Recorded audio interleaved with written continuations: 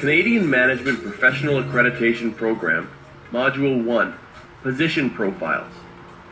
Managers, supervisors, and team leaders are becoming more and more involved in the hiring of personnel for their organizations.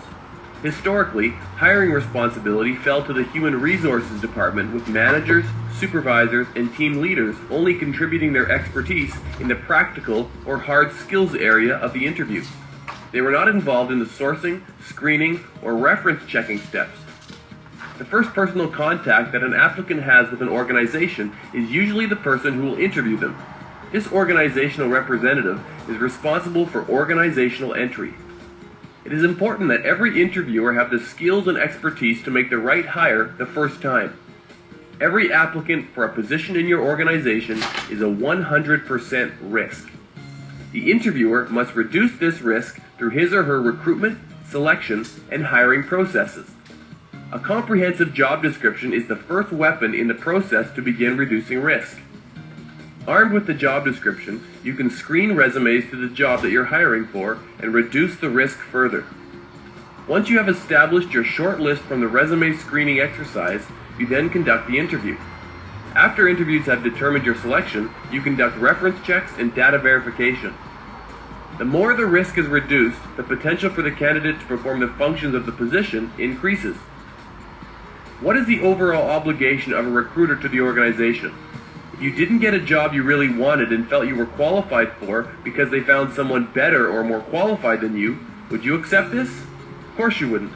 It's called self-esteem and pride, and you'll resist the idea that there are people out there who somehow are more preferable than you. Besides, no one is qualified to make these judgments by virtue of education and training, and job applicants know this and resent it.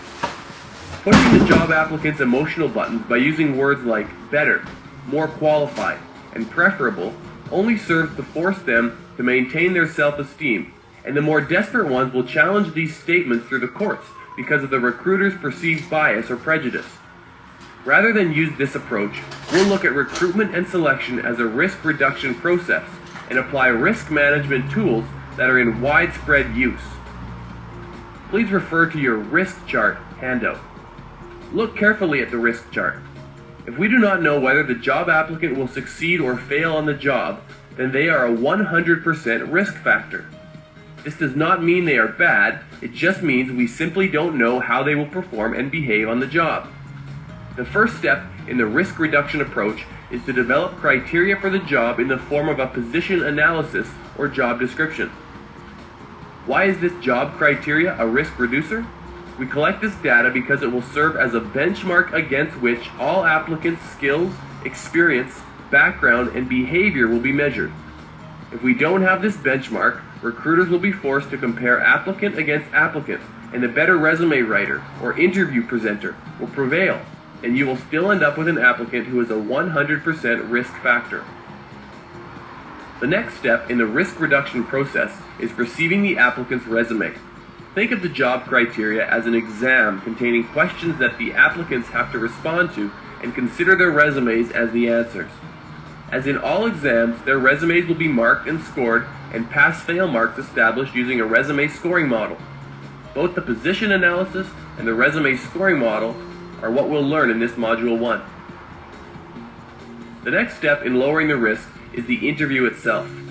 Here's where we'll structure and prepare oral exam questions that will test for skills, experience, and behavior. We'll also develop a scoring system for the responses. Later on, we'll learn how to conduct the interview in a 6-step interview process format that will save recruiters a considerable amount of time and effort. We'll do all this before sitting down only with those applicants who have successfully passed the resume exam. The next and last risk reducer is data verification. This will be the last opportunity for recruiters to lower the risk. Up until now, recruiters have accepted whatever the applicant has told them on their resumes or their interview room and have awarded points accordingly. In this step, everything must be verified. Everything. Upon discovery that an applicant really didn't have a particular experience, the recruiter will erase the points previously awarded. This way, applicants don't get the job because of bad references, but because they no longer have enough points to compete for the position.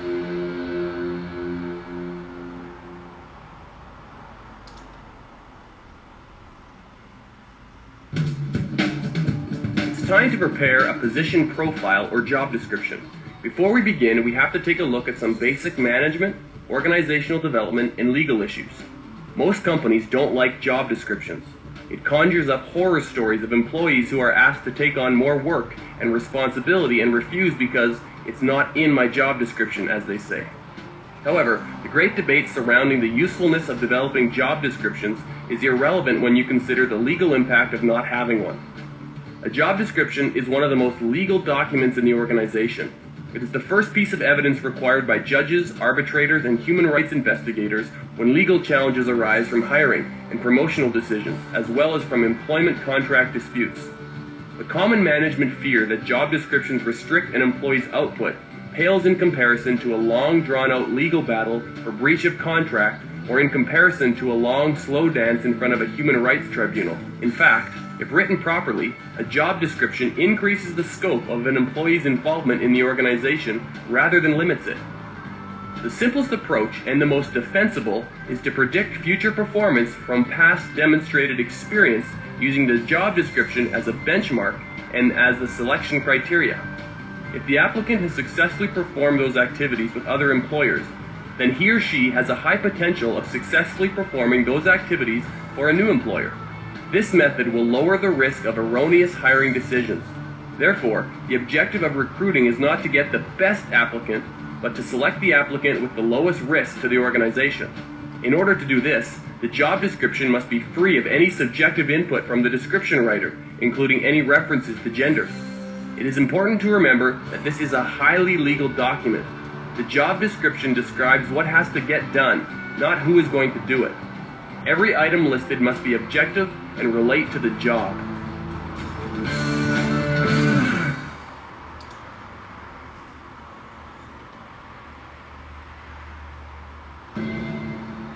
Let's look at some of the organizational development aspects of creating a job. The organization. The job exists because of organizational requirements or needs, and the creation of a job should be the result of an organizational decision. Such decisions can be made at department, plant, division, or corporate levels. The organization only determines the need for, or basic purpose of, a job, and leaves it to the person to whom the position will report to define the job in more specific terms. The boss, manager, supervisor, or team leader. The key responsibility for seeing that a job is clearly defined, that the incumbent understands the nature and scope and functions of the job, belongs to the team leader, manager, or supervisor. In most cases, this role is simply to ensure that the existing job is well defined in terms of laying out the job objectives and setting quantifiable performance standards, and that the job definition is adjusted and updated from time to time as organizational needs or circumstances change. The incumbent. As an incumbent develops experience and expertise in a position, he or she will have a growing influence on the evolution of the definition of the job. While the incumbent cannot unilaterally change the job, the incumbent's suggestions and recommendations will ensure that the job evolves appropriately as conditions change. Consider this. Say you're a busy recruiter and you've been asked to fill a position with no job details. Who would you go to if you were allowed only one of the players? The boss, the organization, or the incumbent? What would be your concern if I was the recruiter and I told you not to get involved because I was going to sit with your incumbent and get all the details I needed? The essence of any position profile or job description must answer three basic questions. Why is this job being done? What are the objectives? And how will these objectives be achieved? Job purpose. Job purpose should answer the question of why the job exists in the organization, not what is to be done. This position exists to fill in the blank. Key objectives or responsibilities. Where a job has many responsibilities, the key responsibilities are the most critical or important areas of success. An objective is the end result of a series of tasks and routines. There should be no more than 5 to 7 key objectives identified. This allows the person in the position to focus on a manageable number of vital performance areas. Objectives indicate what is to be done rather than how it will be done. The objective is to ensure fill in the blank. Typical activities and tasks. Typical activities are basically ideas and examples of the action items to be performed to discharge the responsibilities or achieve the objectives. They are always tied to key objectives. This means that if there are any tasks being carried out that are not achieving a particular objective, then why are they being carried out? This area should answer the "how are these objectives to be achieved" questions. Start sentences with action verbs. These three areas are the core and the essence of any job. Virtually all position components and elements are drawn from these three areas. For job success in hiring the lowest risk applicants, it is critical that these three areas be well thought out and tied to the organization's goals and objectives. Remember, an employee's objectives are the boss's objectives, which in turn are part of the organization's objectives. If not, there will be employees working very hard to achieve goals that compete or conflict with those of the organization.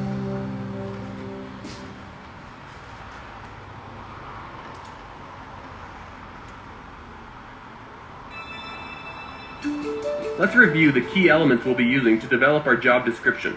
This will give you a guide as to where we're going, and a full explanation will be given as we work together to fill in each element of a job. Let's develop a position that we can all relate to. How about a customer service representative, or CSR for short? We'll use this position to learn all the elements and components of a position profile.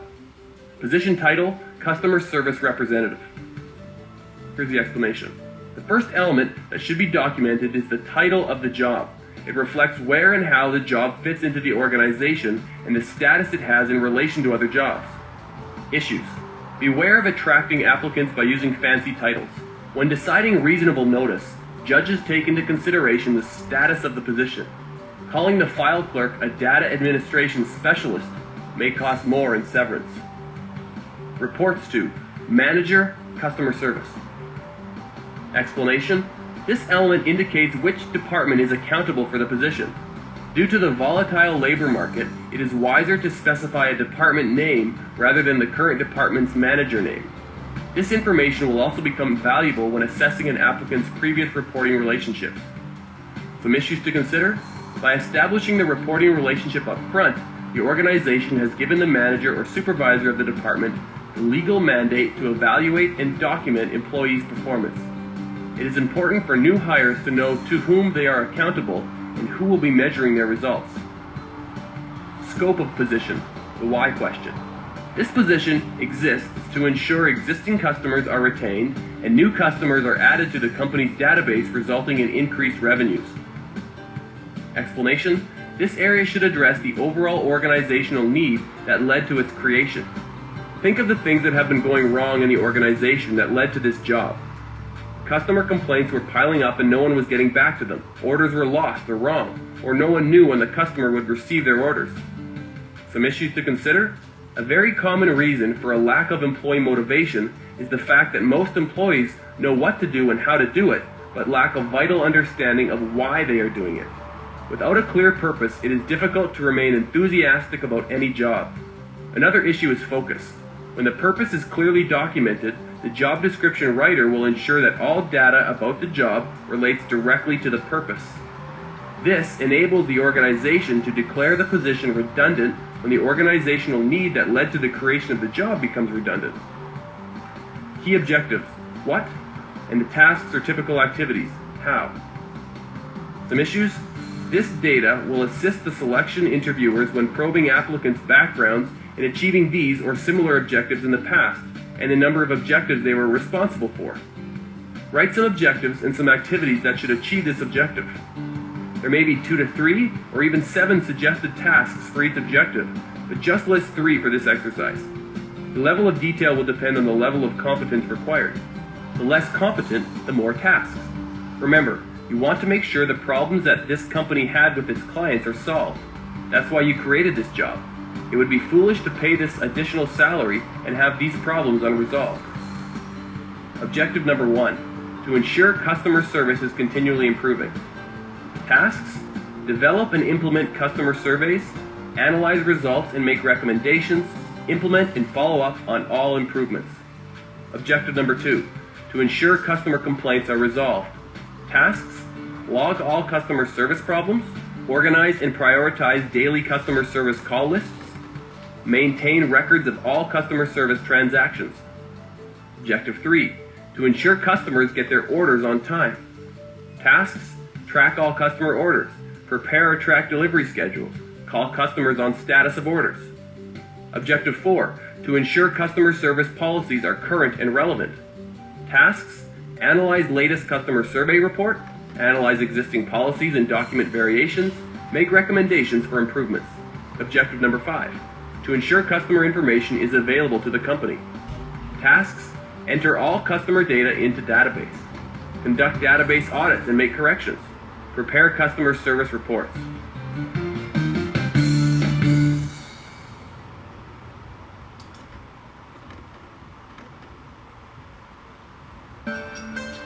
Key relationships. Customers, on a daily basis, in order to solve problems and get feedback on service. Salespeople, on a daily basis, in order to track customer orders. Shipping clerk, on a daily basis, in order to track deliveries. Database admin, on a monthly basis, in order to conduct database audits.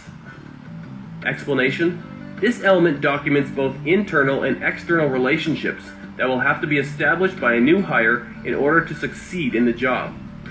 It describes the nature, extent, and purpose of this relationship. Key relationships are not direct line reporting ones. The job already assumes that the boss is the master. The best method to identify these relationships is to review each activity of the job and see who is drawn into the CSR's job while he or she is going about these activities. Some issues to consider. To ensure a new hire's survival, it is critical that he or she be aware of the players other than the boss who will directly impact the successful completion of the objectives. Inviting some internal key relationships to take part in the selection process will commit them to assist the new hire when the interaction happens. Another reason to document the key relationships is to let the new hire know that these relationships must be made.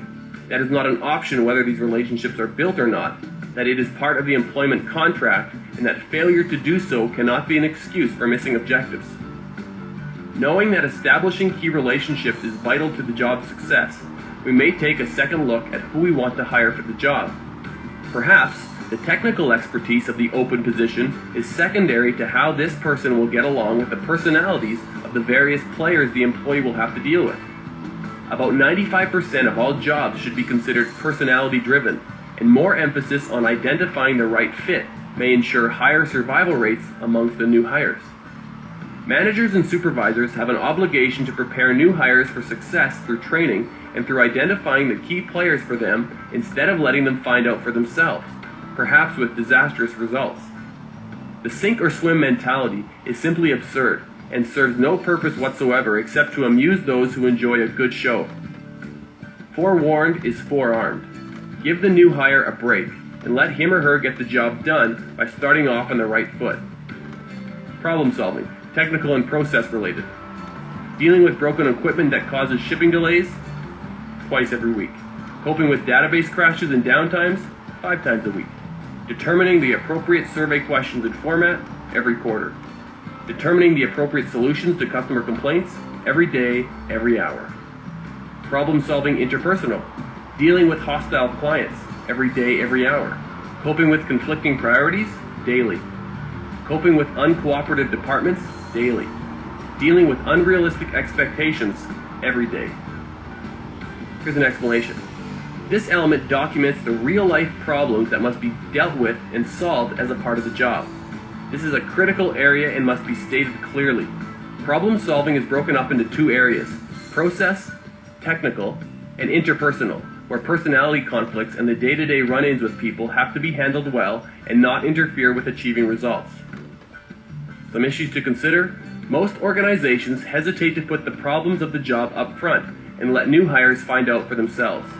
They feel that presenting real-world problems in the interview will turn away applicants. This is the whole point. Reducing the risk and controlling organizational entry is the objective. It is smarter to find out before they are on the company payroll that they are not prepared to deal with the job's problems. Those who do accept the job also accept the fact that these problems must be solved as they are part of the employment contract and are part of the overall performance review. Decision making. Final approval of. None. Here's an explanation. This element documents the decisions that must be made as part of the job. This element is often confused with problem solving, hence the statement, final approval of. There is usually very little real decision making until the second or third level of management. Do not remove this element from the job description. If there are no decisions to be made, indicate this clearly on the form. Again, use the CSR's objectives or activities and decide if the CSR will have any final say without recommendations or getting others involved. Some issues to consider. Documenting this element on the job description sends a clear message to the applicants that these decisions must be made and are part of the job. Restricting the decision-making to the job's objectives eliminates the possibility of the new hire focusing their talent and energy elsewhere.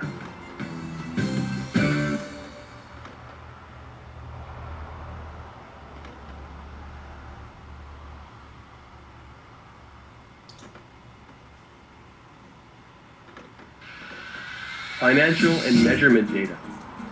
3-hour maximum follow-up time on 100% of client complaints. 0% errors or omissions in the customer database.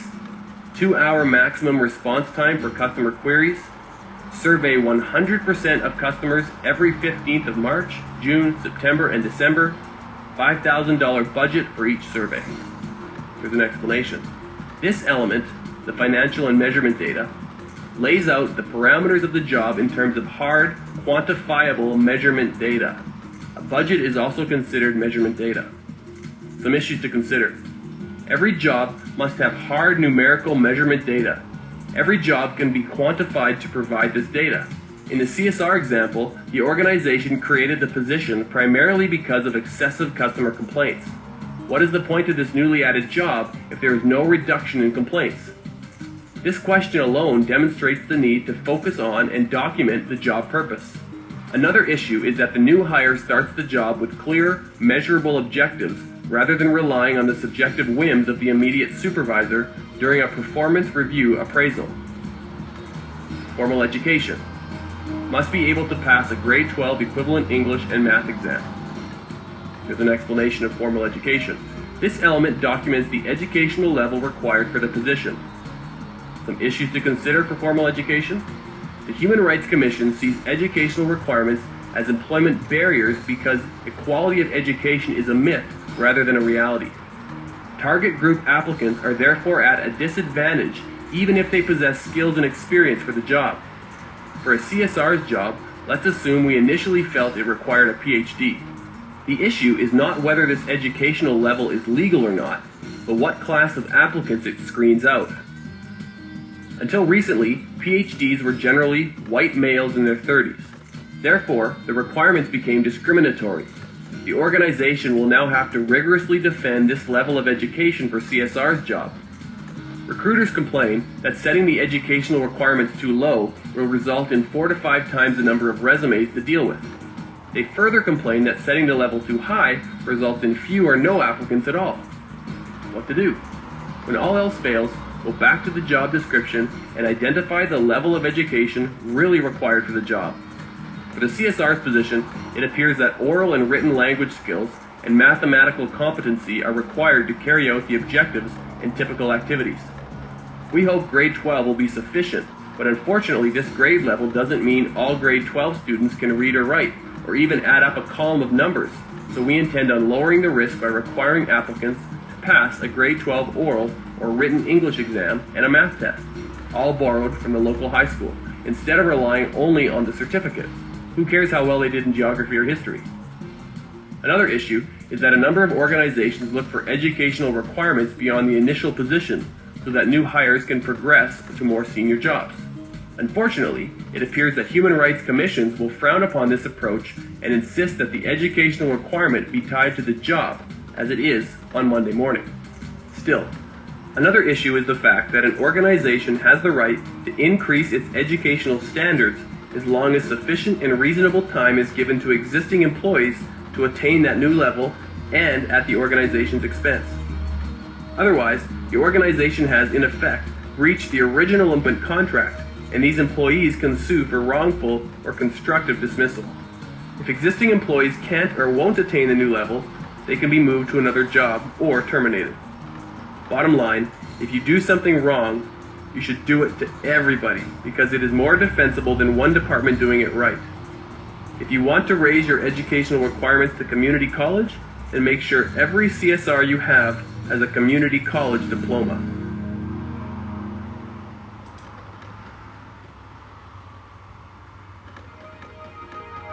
Training: Customer Service Diploma, Planning and Scheduling Certificate, Negotiation Skills Program. Here's an explanation of training. This element describes the certificate programs or skill workshops that would be useful to this job. As in all other elements, this information must be derived from the objectives and activities of the CSR's job. The above are just samples and may not be actual degrees or diplomas. It should give you an idea of what goes here. Other key skills or product knowledge: Likert Scale Customer Survey Tools knowledge, Oracle database knowledge, PERT planning and scheduling experience, MS project knowledge. Here's an explanation of other skills. This element documents the names of the systems, equipment, or processes that are required for the job. The above are just samples and may not be for real. It should give you an idea of what goes here. Some issues to consider for other skills: this data is drawn from the systems and equipment that the new hire will be using on the job. If two equally qualified applicants are available, then the one with direct past experience with these systems will be the lower risk. Even if the other applicant can convince recruiters that they can learn quickly, the point is that they do not have the knowledge now, and this simply poses a greater risk to the organization.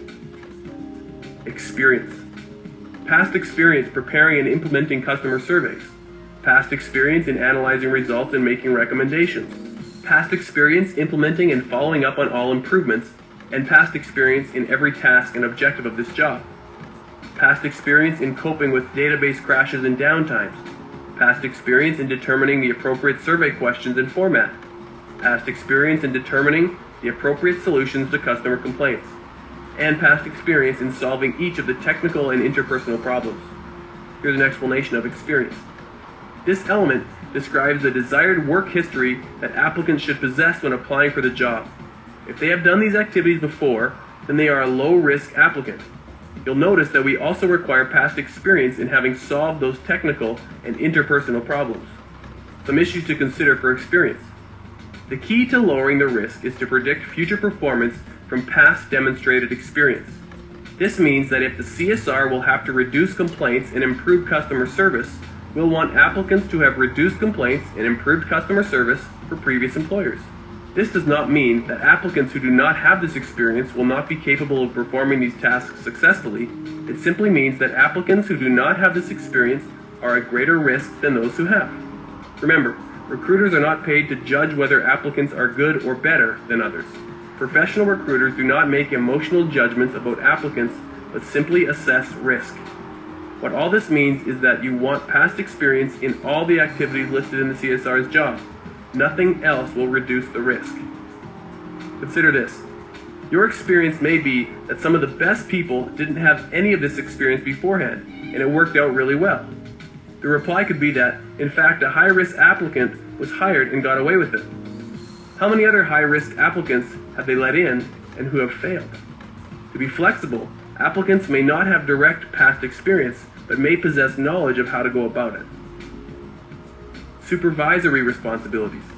Directly supervised, 0. Indirectly supervised, 0. Here's an explanation of supervisory responsibilities. This element documents whether the CSR's job directs subordinates directly or indirectly. For a management or supervisory position that did have subordinates, the numbers would be compared to how many people the applicant have directed. The organizational chart. Manager of customer service supervises a customer service representative who supervises nobody. Here's an explanation. This element graphically documents the job's reporting relationship. Some issues to consider. It is unwise to waste precious interview time explaining direct and solid line reporting relationships. If a picture is worth 1,000 words, then show the applicant a picture of how he or she fits into the organization. At this point in the recruitment process, there is no reason to display more than A, the position, B, the position it reports to, and C, the position reporting to it. That's it for the position profile. You may have noticed that the traditional sentences like must have a high level of interpersonal skills, analytical, and communication skills are not reflected in the document we just completed. Frankly, they have no business here. The profile describes what has to get done. If it describes who's going to do it, the profile would be discriminatory. We tend to screen out the best people for the job. We place employment criteria in our job descriptions for no valid reasons. Perhaps we should look for people who can cope with the nature of the work rather than relying on the artificial employment barriers. To date, everything on the CSR's job is measurable and quantifiable on this benchmark that will screen applicants. There are no references to any traits or characteristics. Not only do few recruiters possess the clinical qualifications to measure interpersonal, analytical, and communication skills, most will have trouble defining what it means. If you can't measure it, leave it off this document. And if the applicant successfully carried out the CSR's objectives, can we not assume that he or she must have possessed these traits? Absolutely. The traits and characteristics needed to perform this job successfully are already inherent in the objectives, tasks, problem solving, and key relationships elements.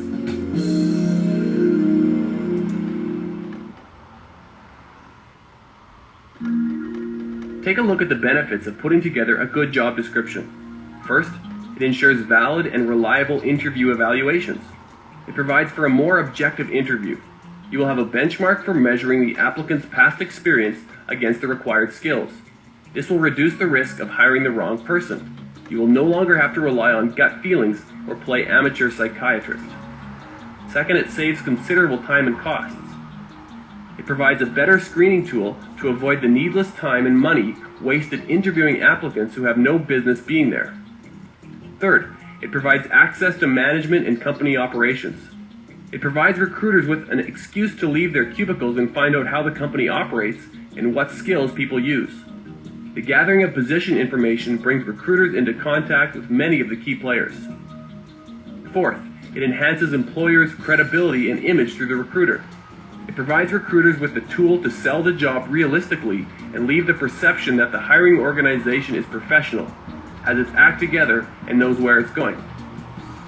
Next, provides a benchmark for job performance.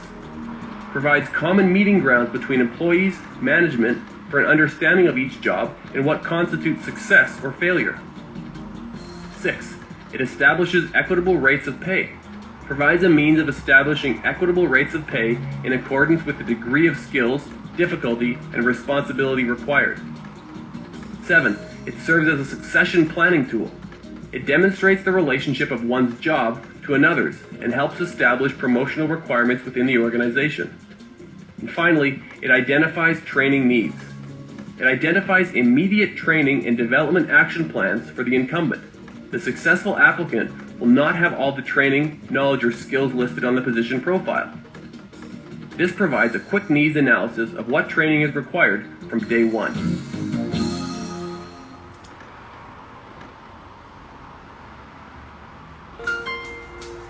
The Canadian Managed Decision. Springbet experimentally manipulated the applicant's appearance, the elements of personal history, and biographical information, and the order in which the information was presented, just as you did with the J. Doe resume. Experienced recruiters from the armed forces and from industry served as interviewers and rated 3 applicants. Springbet found that early impressions, whether positive or negative, were strongly correlated with the final decision. For example, one step in the interview process was for the interviewer to examine the resume to record his impression of the applicant. If the resume was presented first, the final decision was almost always predictable from the rating of the resume itself. When the resume was presented later in the interview process, its impact was less. The order in which the information is presented has a significant impact, and early impressions affect an interviewer's judgment. Now you know why so many applicants spend enormous amounts of money with resume writing firms. Rating barriers. Error of leniency. One constant tendency that many recruiters have in common is to rate all individuals whom they know as above average in certain traits. Error of central tendency. Recruiters are inclined to hesitate to make extreme judgments and tend to displace individuals in the direction of the average of the total group. This is more common when the recruiter has not read the resume and does not know the applicant very well. Halo effect. As we already know, Judgments tend to be made in terms of a general mental attitude of the part of the recruiters towards the person being rated. The result is to force the rating in the direction of the recruiter's impression. As you remember, it can be positive or negative. It's obvious that the traditional interview relies heavily on the subjective impressions and judgments of the interviewers.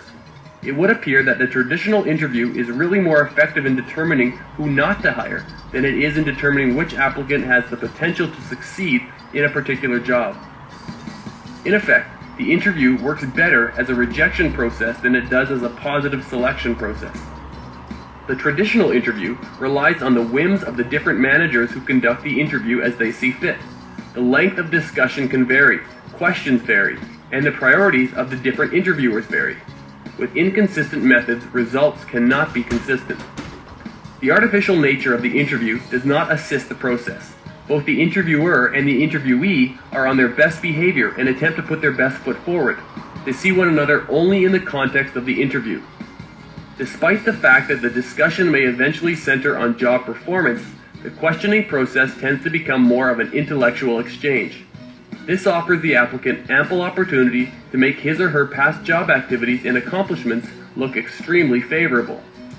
Considering this fact very carefully, it is understandable why the interviewer will be placed in a position where only inferences about the applicant's performance must be made if any conclusions are going to be reached. Forgetting is another major factor in the traditional interview process. Interviewers simply forget much of what they hear. If two interviewers remember different information about an applicant, then their evaluation of that applicant will differ. The greatest tragedy in interviewing is the tendency of the interviewer to distort, ignore, forget, or otherwise waste important information.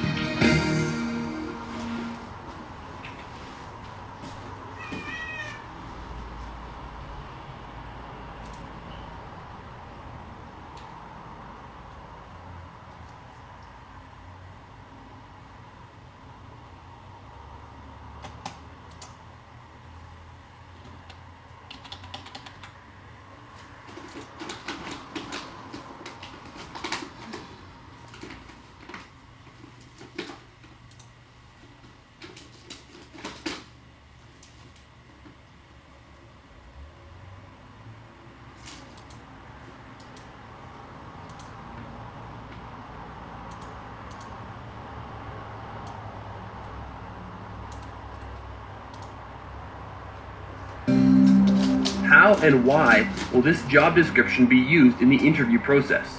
How will this document assist us in the pursuit of fair and objective interview assessments? Here's a list of reasons. It'll be used as a benchmark against which all applicants' backgrounds will be measured.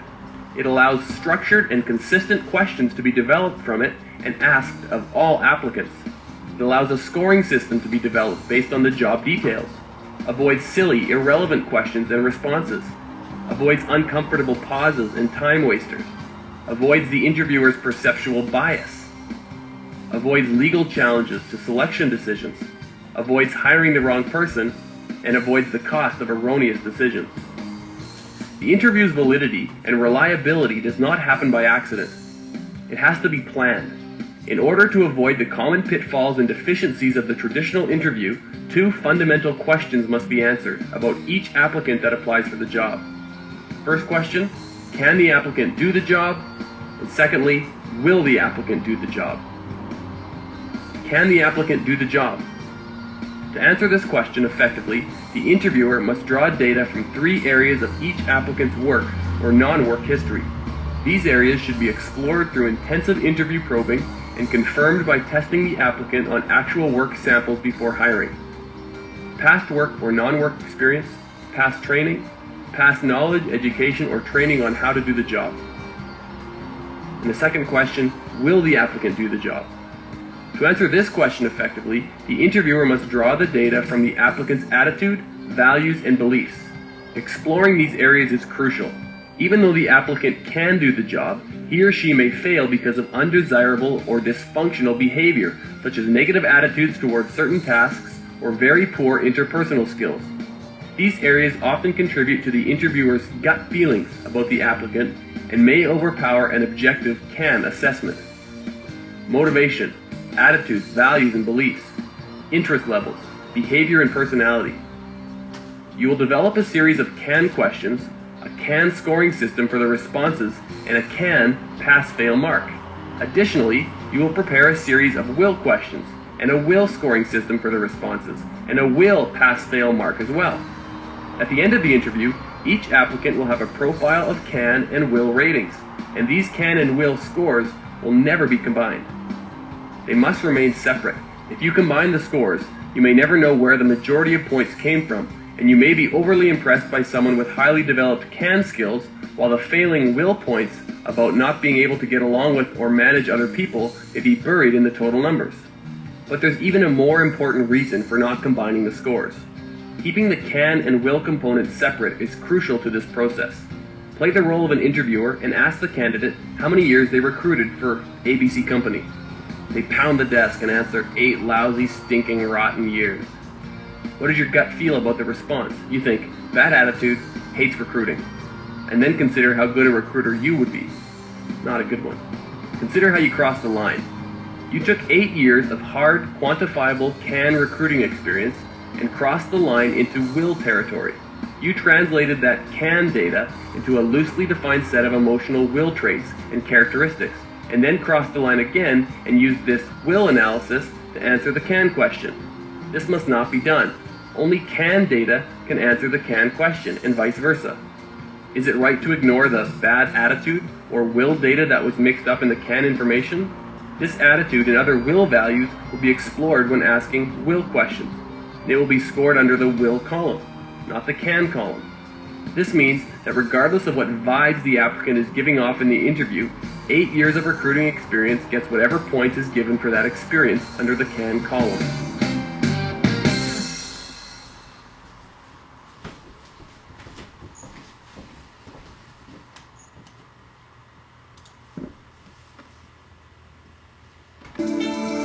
Start with developing some WILL questions for the Customer Service Representative, or CSR, position, detailed on the Customer Service Representative Position Profile handout. There are 2 types of WILL questions. The first type are general WILL questions, and they are not tied to a specific job. They test for overall interest levels, motivation, and overall values and beliefs. They should be asked of all applicants for all jobs at any level. Knowledge of job applied for. Write the question that you'll ask all applicants under this topic in the following way. What do you know about the job you are applying for? Remembering that this is a WILL question, why do you think you are asking this question? What is it you're testing for? Traditionally, this question was asked to find out what initiative the applicant had in finding out about the job, but this is not what we're looking for here. Let's assume the applicant says, "It sounds like a fun job with pleasant customers and where everything goes smoothly. Sounds like a piece of cake. Besides, I'm not interested in a stressful job."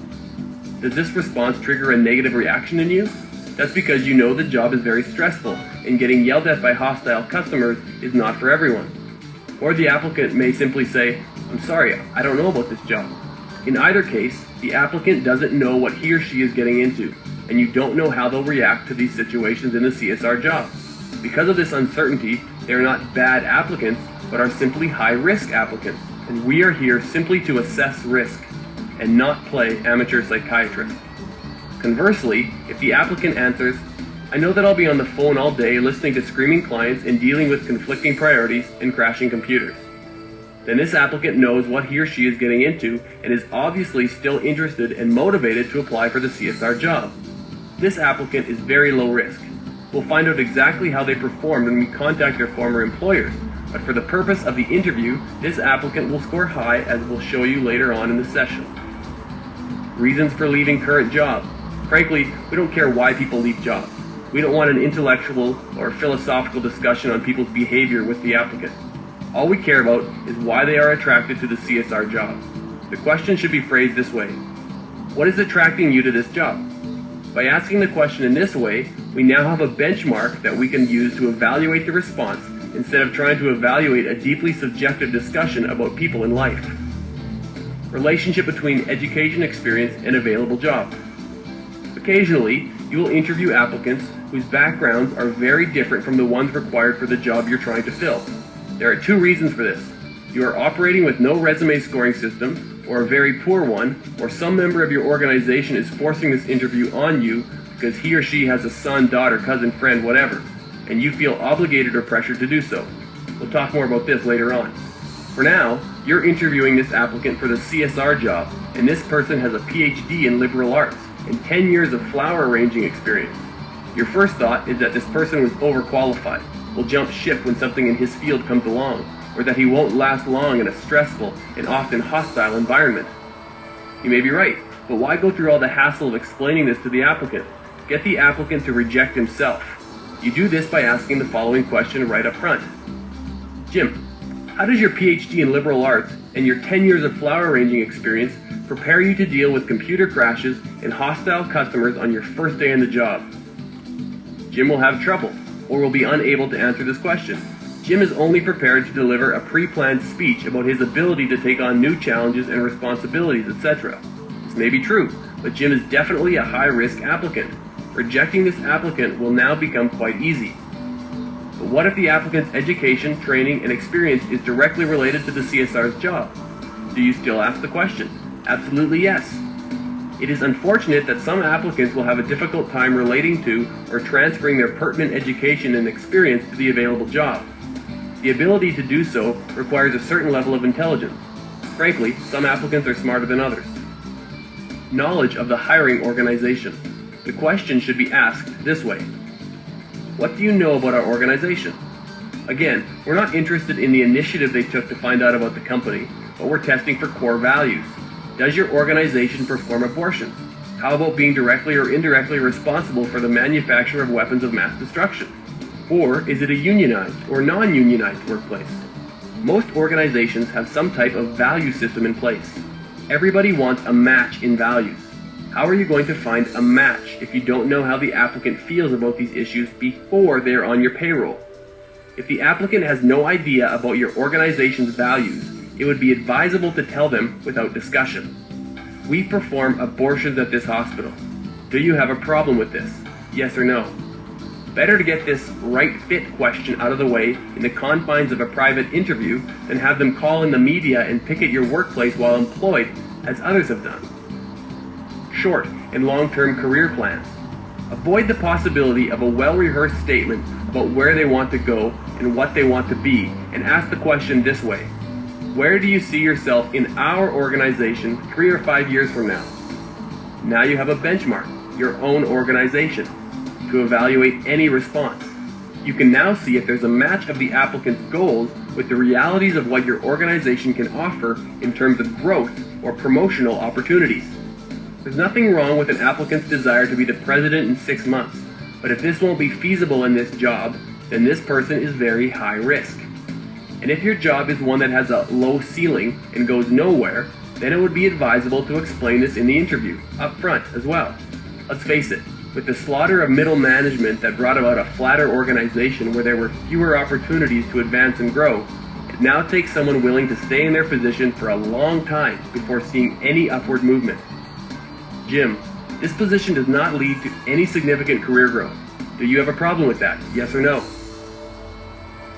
You may argue that this will turn off many ambitious applicants and will result in them not accepting your position. Excellent. Isn't that what we want? What's the point of hiring someone who will spend most of their working day holding a gun to your head and blackmailing you for more money and a promotion? Far better to disillusion them in the interview than on the job.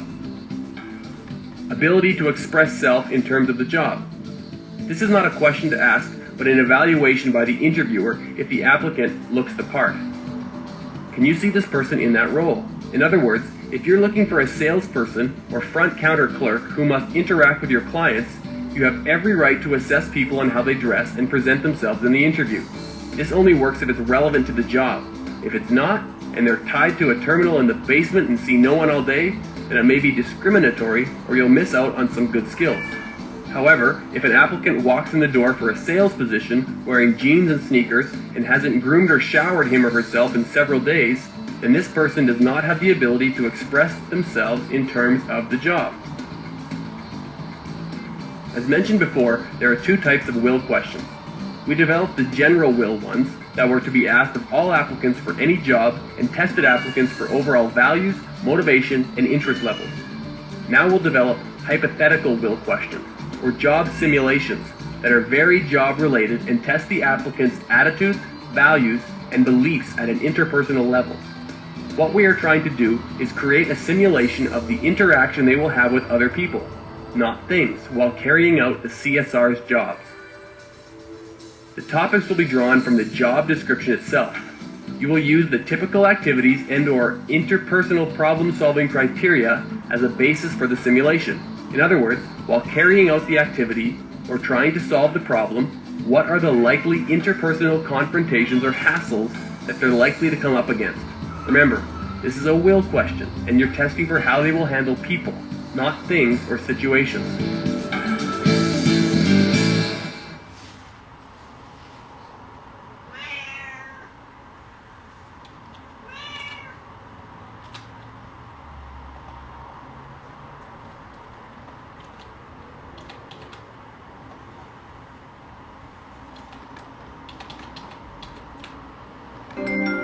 Here are some guidelines for the hypothetical will questions, and we'll do a simulation together using the format. Set the scene. It's important to focus the applicant on a specific event. This will help the applicant relate to the simulation and draw him or her into the story. Use present tense. The simulation is happening now, at this very moment. Refer to the applicant as you. This helps the applicant put themselves into the story and reinforces that it's all about him or her. Use first names. Even if they are fictitious, use the first names of the people they are interacting with in the simulation. This brings the story to life and makes it even more believable in the applicant's minds. Create interaction through dialogue. Make sure the simulation has dialogue and interaction to draw out the personality of the person that the applicant is interacting with. Use emotional language to trigger feelings in the applicant. Questions must deal with the person. It is important to remember that we are testing for the applicant's attitudes and values when dealing with different players in your organization. So the actual question at the end of the story must ask how the applicant will deal with or handle the person he or she has been interacting with in the story and not the situation. Here's an example. Sally, it's 5 p.m. on Friday evening and you've had a rough day dealing with hundreds of customers on the phone who mostly yelled and screamed at you. You're tired and getting ready to leave for the long weekend and you're looking forward to some peace and quiet.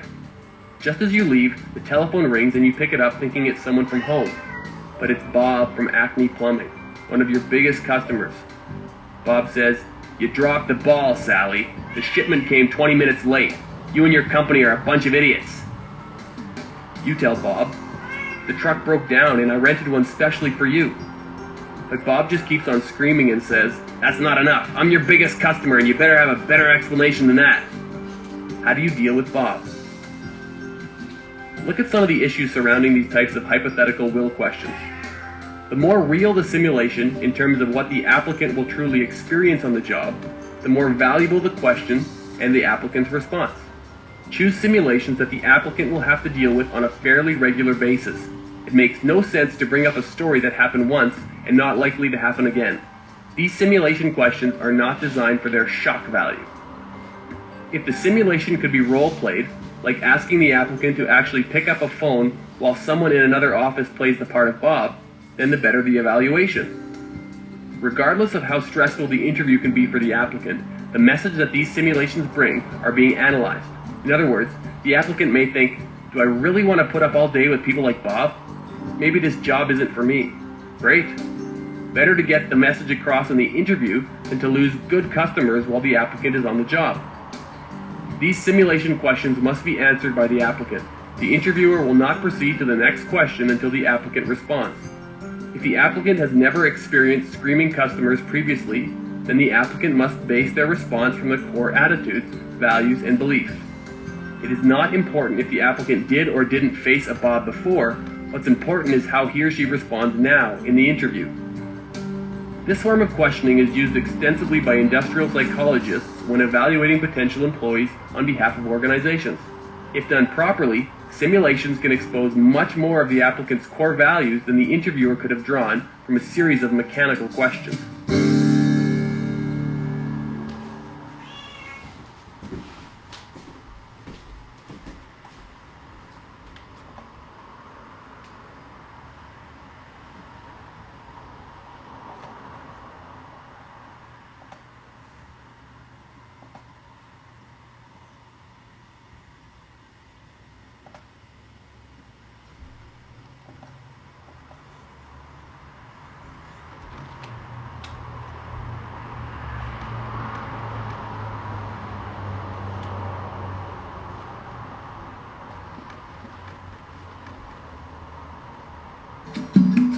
Overall approach to CAN questions.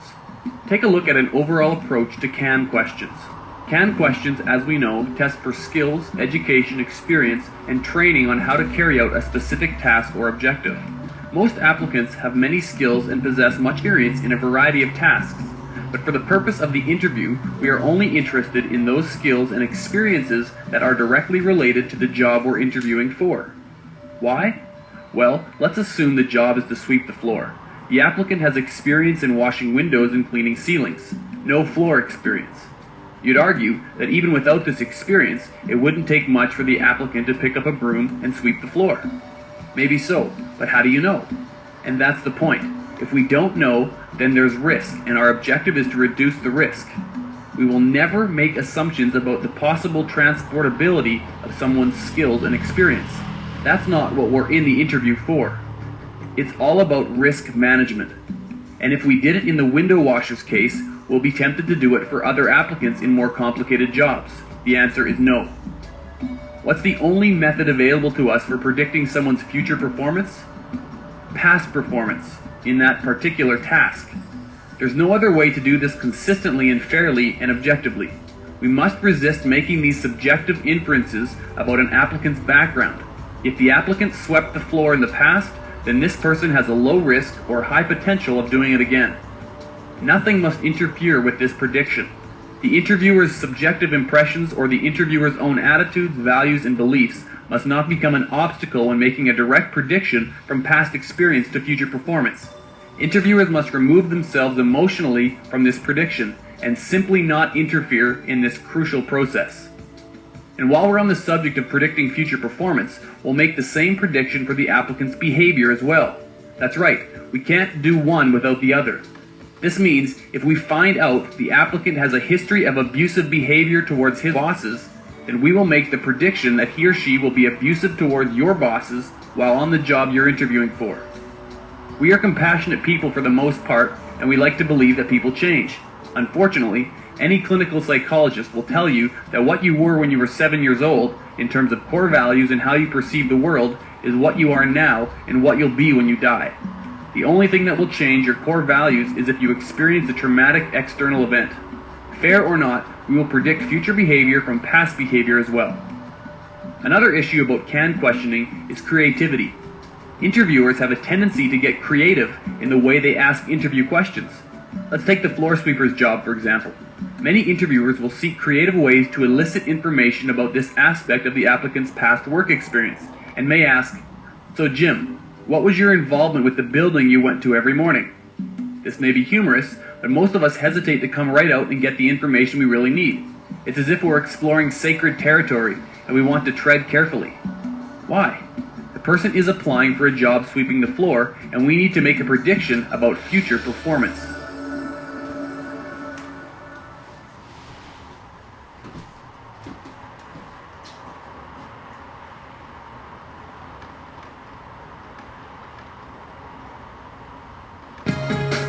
Open-ended questions. So do we ask the applicant, did you ever sweep the floor before? This is a much better question in terms of directness, but there's still a problem. The only possible answer to this question is a yes or a no. It's called a closed-ended question. The last thing we want in an interview is a series of one-word responses. We want applicants to open up and tell us all about their experience. We can do this by asking open-ended questions. Only open-ended questions should be used in a data-gathering interview. Simply stick one of the 4 open-ended examples in front of the experience you are looking for. So the question for the prospective floor sweeper should be, "Jim, tell me about your experience sweeping the floor." With the question phrased in this way, you'll not only find out about his floor experience, but what size broom he used and how many floors he had to do, among other things. This is far better than asking 5 CAN questions to get the same information. Closed-ended questions will turn the interview into an interrogation instead of the friendly and conversational atmosphere that you were trying to establish. We'll discuss this interview atmosphere shortly. The hypothetical CAN questioning. But what if the applicant doesn't have that experience? This will be the case for almost all new graduates and the younger workers. If your intent is to exclude them because you're looking for a seasoned professional, then you have no problem here. But if you want to encourage them to apply, then how can we predict future performance when there's no past experience? Well, not only can we predict future performance from direct past experience, we can also predict future performance through the applicant's education, knowledge, or training on how to go about it. This means that an applicant without experience has the opportunity to score a few points and your risk is lowered. So if Jim responded that he never swept a floor in his life, you would ask, "Jim, how would you go about sweeping the floor?" You'll notice that all we did was change the tense of the sentence from did to would, rather than change the question itself. These questions must never be changed because they're directly tied to the job and particularly the task on the job description. The question only changes when the job changes. Now if Jim answers, "Well, Sally, I never swept before, but I would probably go to the broom closet and pick out a nice broom, make sure that the bristle end was on the floor and stick part of it in my hand and hold it at a 45-degree angle and push the dirt into a pile that I could later pick up with a pan." Wouldn't Jim be worth a few points then? You may not give Jim as many points as someone who had several years of direct past experience, but at least you've lowered the risk against someone who has never held a broom in his or her life.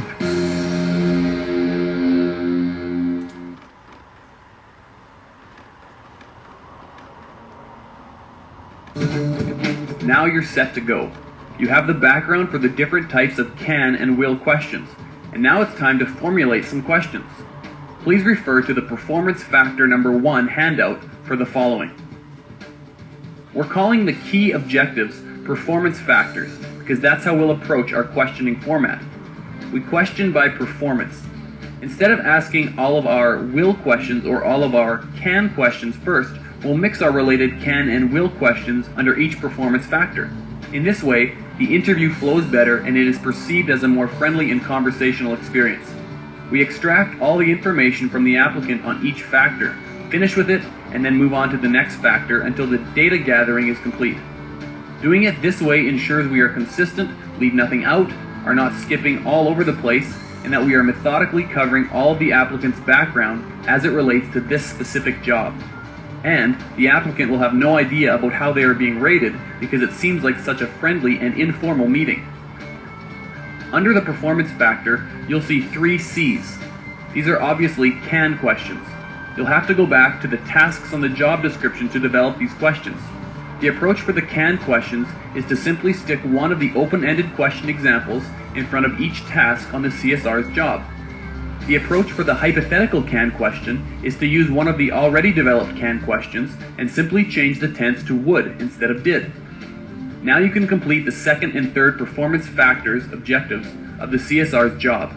You should be aware that to develop questions, you don't really have to know the job you are recruiting for, just have a good job description.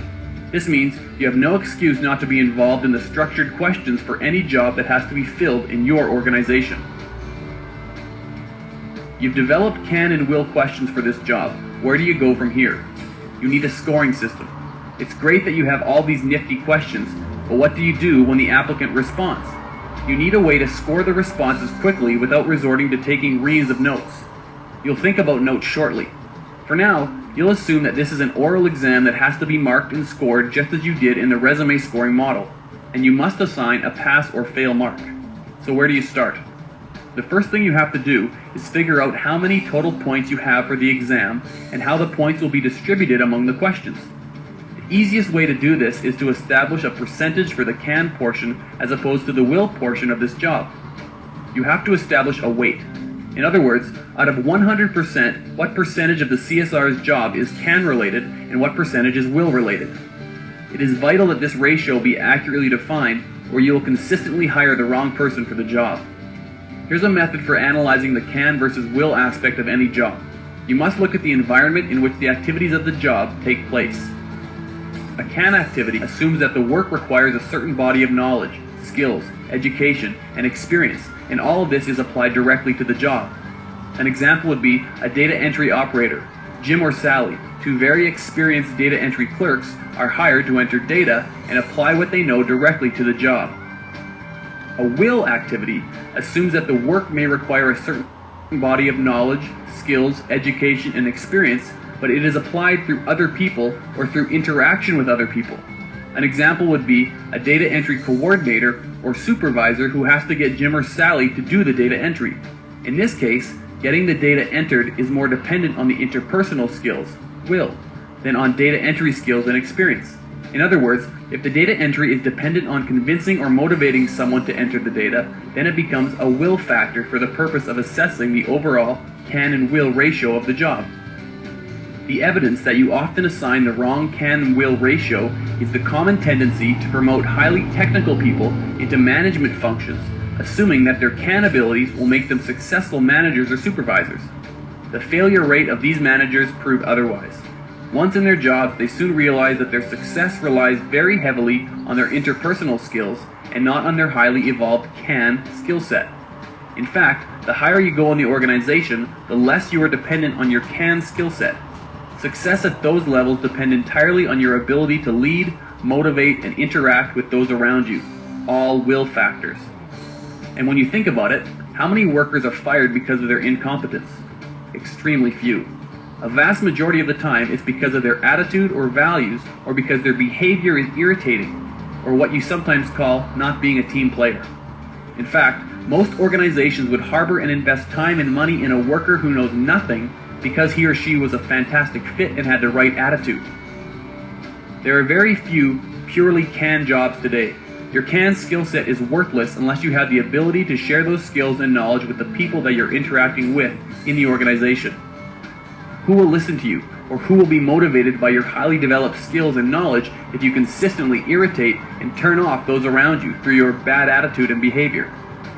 Look at the activities of the CSR's job. What is the environment surrounding these can activities? In other words, which of these activities are being applied directly by the CSR, and which activities require interaction and a high level of interpersonal skills to be done successfully?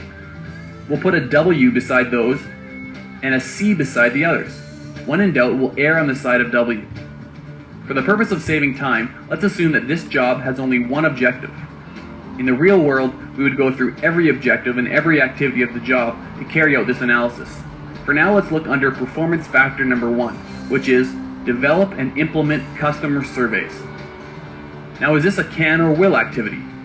Is it being done directly by the CSR, or does the CSR have to convince or motivate people to get it done successfully? We'll have to make some assumptions here. We'll assume that the CSR has a certificate in surveying customers, and that the CSR will develop and implement the survey without any help or interaction, or need any involvement with people to get this done. Let's put a C beside this activity. The next one is analyze results and make recommendations. Will this be done in isolation, or will the CSR have to interact to get this done? To analyze results, assume the CSR will have to talk to a few customers in the sales department, and to sell the recommendations, the CSR will have to convince others in the organization to adopt those recommendations. In this case, this is a will factor. So let's put a W beside this activity. The last one is implement and follow up on all improvements. We'll assume this involves convincing other departments to change their operating procedures to comply with the survey results, and to talk to these department heads on a regular basis to make sure they're doing what they're supposed to be doing. This is definitely a W. As said before, we'll do this for all the activities of a regular job, but for now, what is the can-will ratio for the CSR's short job? We have 1 C and 2 Ws. That's roughly a 30-70 ratio, where 30% of the job is can and 70% of the job is will. This means that we'll assign and distribute 30 points in total to all the can questions, whether there are 2 or 20 questions, and 70 points in total for the will questions, regardless of how many will questions there are. If you don't have enough points to distribute, add as many as you need as long as it's in the same ratio. If you've assigned 60 points to the can, then you'll have to assign 140 points to the will to maintain this ratio. There may be a problem where highly technical hiring managers feel that a 30% can factor diminishes the importance of the technical skills required to do the job. This is not the case. It is entirely appropriate to ask as many intensive, in-depth questions as needed to assess the applicant's technical experience, or ask the applicant to conduct as many actual demonstrations as needed to rigorously test the applicant on the can portion of the job. But in either case, the total points cannot be worth more than 30% of the total score. Otherwise, you will simply not hire the right fit for this highly people-interactive will job.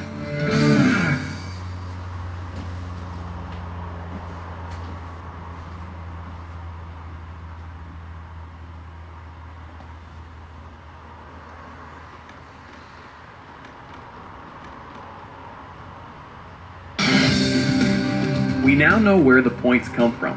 It's time to distribute these points. We'll start with a general will question, a question that appears very hard to measure and quantify.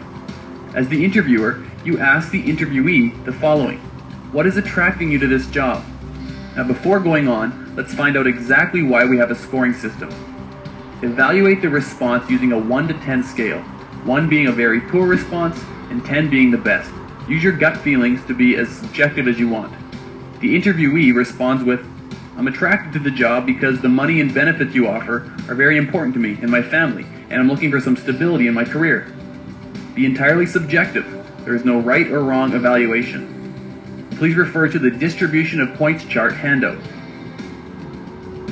We have differing values and we want to defend those values. This is totally human.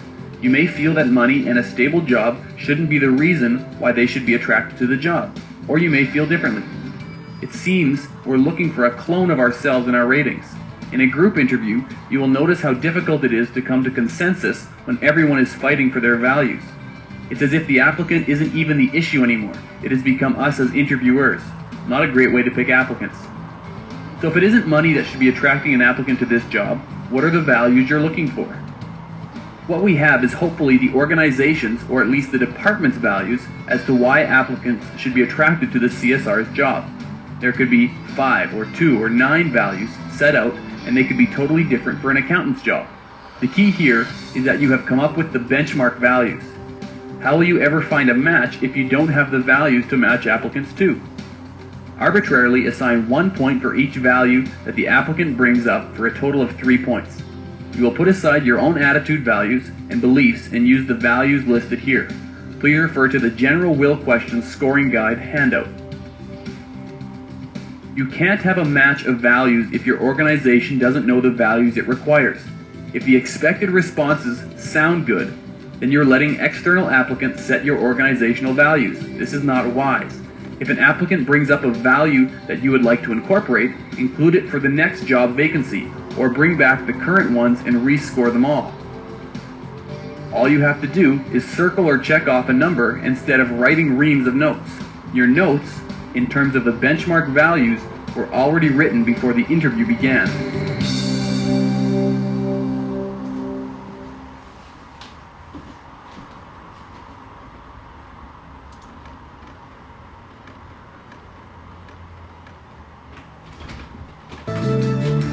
Let's look at a few scoring issues. All points for the interview exam are fixed points. Let's assume that the 3 values were worth 5 points each for a total of 15 points. For each value then, there is no 3 out of 5 or 4 out of 5 in this scoring system. This is because scoring will degenerate into gut feeling sliding scales that we are trying hard to avoid. In other words, the applicant gets 5 points or nothing for each value they bring up in the interview.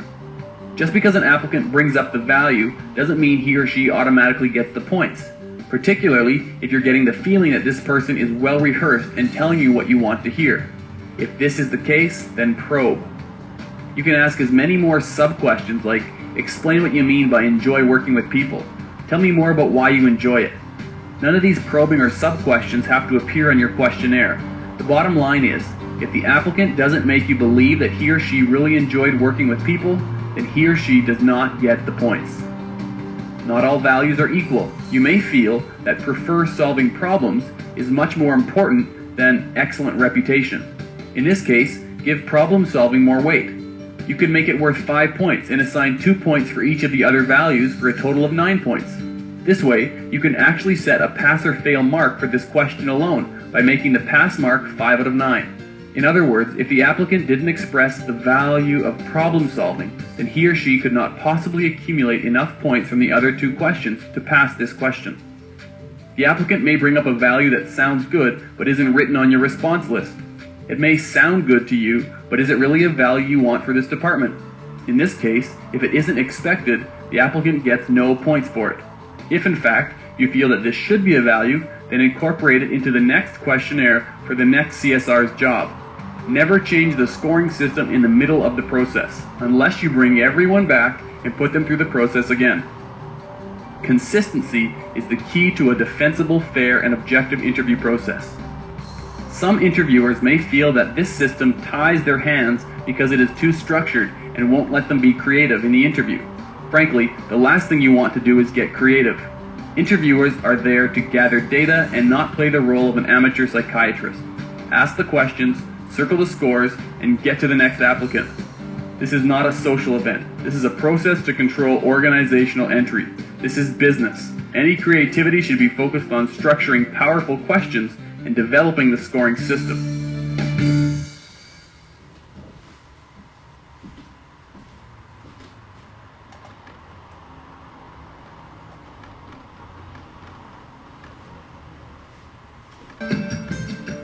See how you make out with one of the hypothetical will or job simulation questions. What is the behavior we are looking for when the CSR does run into Bob on the job? This expected behavior now becomes our benchmark. You may already have a policy or procedure in place to deal with these issues. Use them as your benchmark or expected behaviors. We are in fact writing policy if you don't already have one. List, step by step, what is required of the CSR when confronted with a hostile customer. What is the first thing you want your CSR to do? Get mad? No. You want the CSR to remain calm and fill in the blank. Assume the question is worth 20 points, so you'll list the following subpoints beside each behavior. Remember, the subpoints all have to add up to 20 points. Make remain calm an important behavior, so you'll weigh it at 11 points. This means if the applicant does not bring this behavior up in his or her response, he or she will fail this question. Please refer to the hypothetical will question handout. Remember, if the applicant seems he or she has rehearsed this response after stealing a copy of this question the night before, don't score until you probe. What method do you use to remain calm? Explain how you would get Bob into a private office. How would you acknowledge Bob's frustration? And so on. As the applicant responds, simply circle or check off the numbers. Do not be afraid to probe. These points are fixed. It's 11 points or nothing for remaining calm. Don't credit these points without full probes, and that's how you score the hypothetical will or job simulation questions. Look at a few issues surrounding these questions. We know that job success ultimately depends on how employees behave on the job. In the interview, many will tell us how wonderful they are and how their interpersonal skills have developed to a point where they can single-handedly bring about world peace. All too often, however, they react to these job simulations very differently once they're on the job.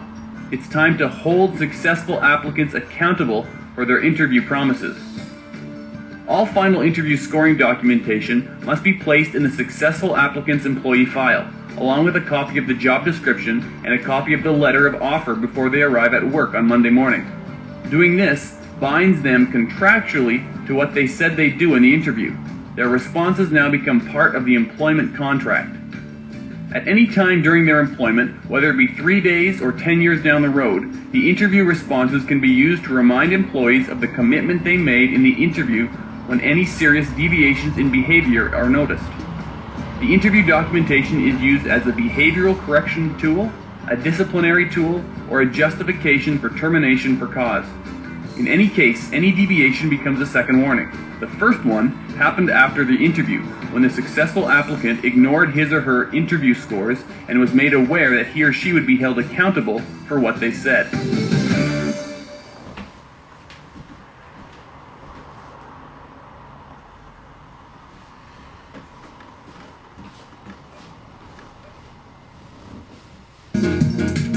You have scored the general and hypothetical will questions.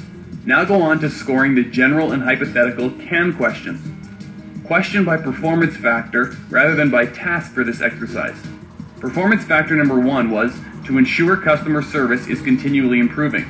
Where do you get the expected experiences from?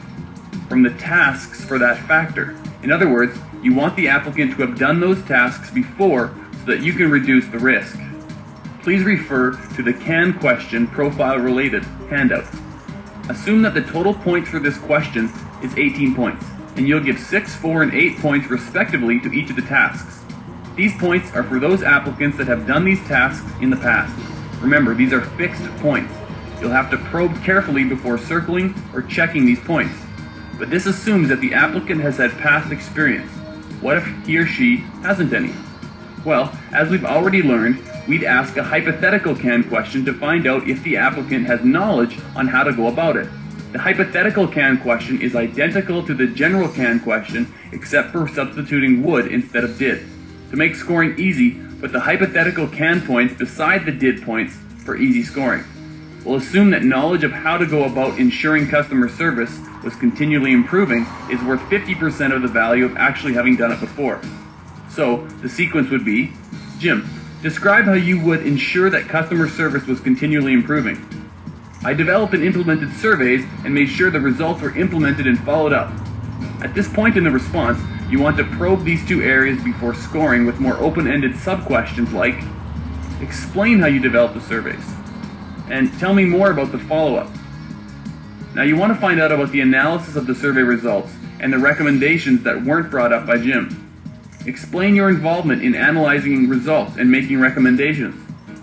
That wasn't part of my job, he would say. Someone else did that. Now your pencil moves over to the hypothetical can points section and you ask, well, Jim, how would you go about analyzing the results and making recommendations?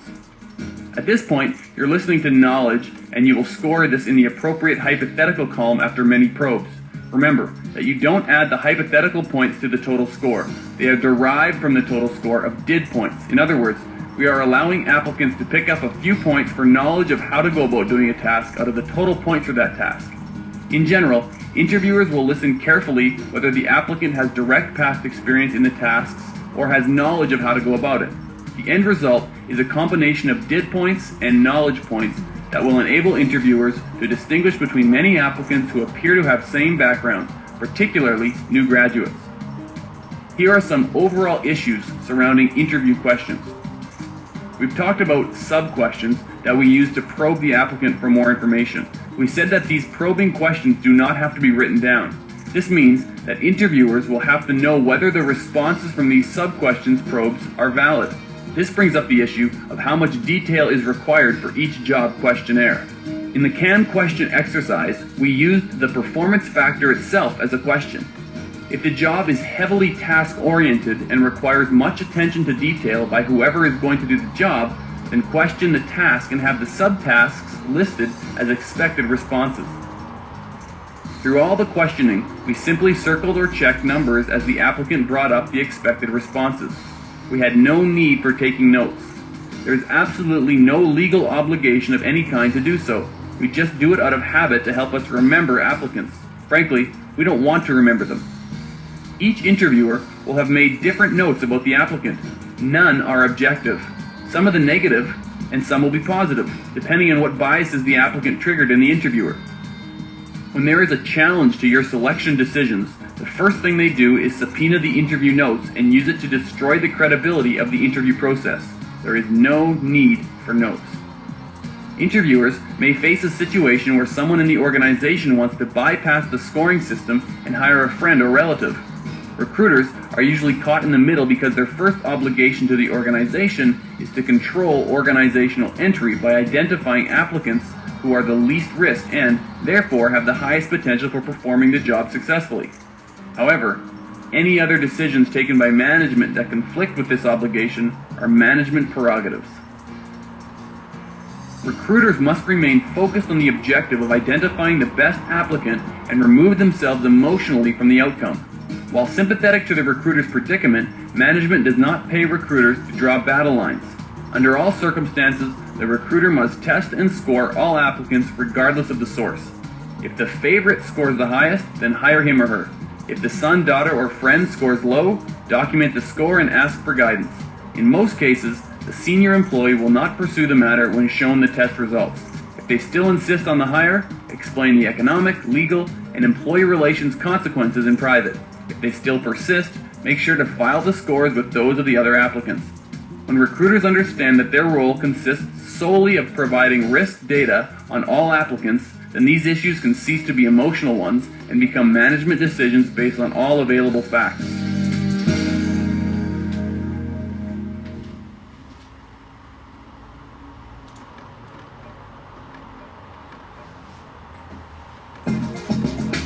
You've developed a series of structured can and will questions, and we came up with a sophisticated scoring system. The next step is to conduct the interview itself. Before you go any further, it's important to know that the days of one-on-one interviewing are long gone, and group interviews are the norm today. Look at some issues surrounding group interviews. Many would complain that too many people in the room is too intimidating to the applicant. This is not true. It is not the number of interviewers that will intimidate applicants. It is the interviewer's behavior during the interview that intimidates the applicant. Common examples are observers who sit and stare at the applicant throughout the process, setting the tone with a stern, professional manner, glancing at the time, non-relevant dialogues going on during the interview process, seating arrangements where the applicant is isolated from the interviewers, and other non-verbal negative behavior that creates an atmosphere of distrust between the panel and the applicant.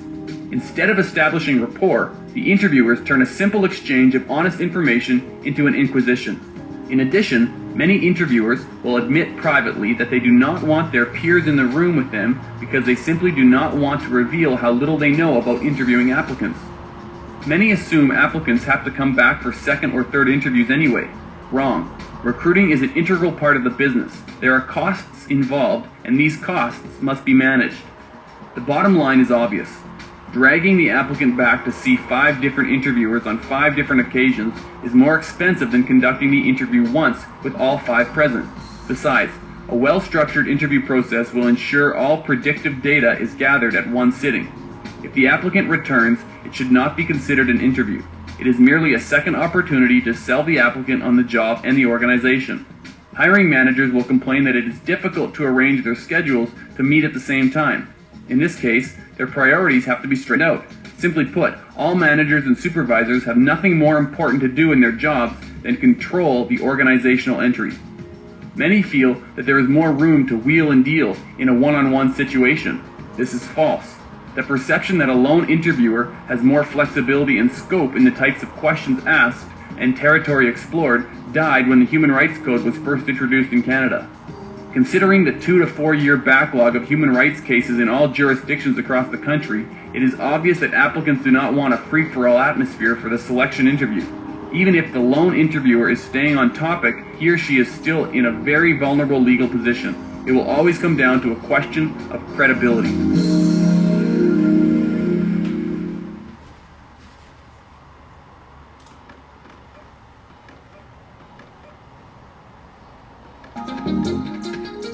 The outcome of these costs and ever-increasing legal challenges have not really been favorable to interviewers. However, when the applicant has to challenge the credibility of 4, 5, or even 6 interviewers, then the applicant's own credibility must be questioned. More and more employers have come to the conclusion that recruiting and hiring quality people today requires a serious second look at the interview process. Credibility in hiring procedures is key for winning tribunal cases. No one readily admits to discriminatory practices, intentional or otherwise. Since smoking guns are not usually found in discrimination cases, how do tribunals decide who wins? Proving discrimination in Canada often comes down to a question of how credible your company appears when compared with the complainant. A thorough search of Canadian human rights cases from 1980 until 2000 brought to light 77 cases which involved allegations of discrimination during the employment review. 20 were decided upon issues of credibility, and the majority of the remainder involved some aspect of credibility. It appears that the tribunal chair must frequently decide who wins the case by considering which side is most believable. Many people think this means the side with the most number of witnesses will win. This is not so. In Sinkus versus Diamond Restaurant and Tavern, there were 4 witnesses, 3 for the respondent company and the complainant for herself. Despite the greater numbers, the 3 witnesses for the respondent gave 3 different explanations for why Mrs. Sinkus had not been hired, none of which seemed plausible to the chair.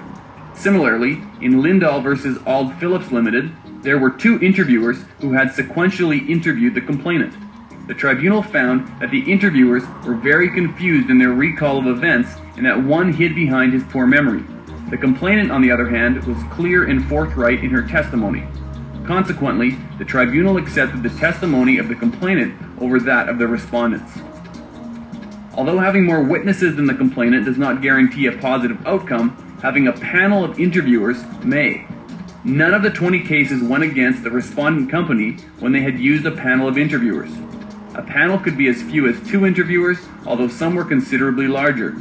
Sequential interview systems did not have the same positive effect. Even a panel of interviewers will not make up for a poorly designed or applied interview format. A structured interview procedure with clearly defined steps and information gathering on the basis of a current job description will discourage human rights complaints and aid in the battle to win, should a legal proceeding become unavoidable. Blake versus Mamiko Correctional Institute 1984 is a perfect example of how a single interviewer can come out appearing very credible with the aid of a well-designed interview procedure. The complaint alleged discrimination on the basis of sex, race, and age. The application form filled out by the complainant included information which would have identified her as a native of Jamaica. In addition, she had been asked questions during her interview which may have been seen as discriminatory. During the tribunal proceedings, the lone interviewer was questioned at length and asked to explain the rationale behind the questions. In each case, the interviewer was able to provide well-thought-out, logical reasons why each question was asked of the candidate. Each question had been derived from the job description and was designed to elicit specific information which would indicate how appropriate the applicant was for the position of correctional officer.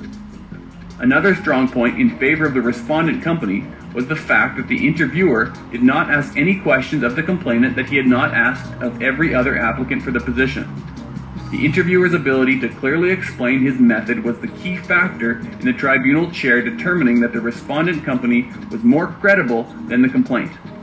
The case was decided in favor of the respondent.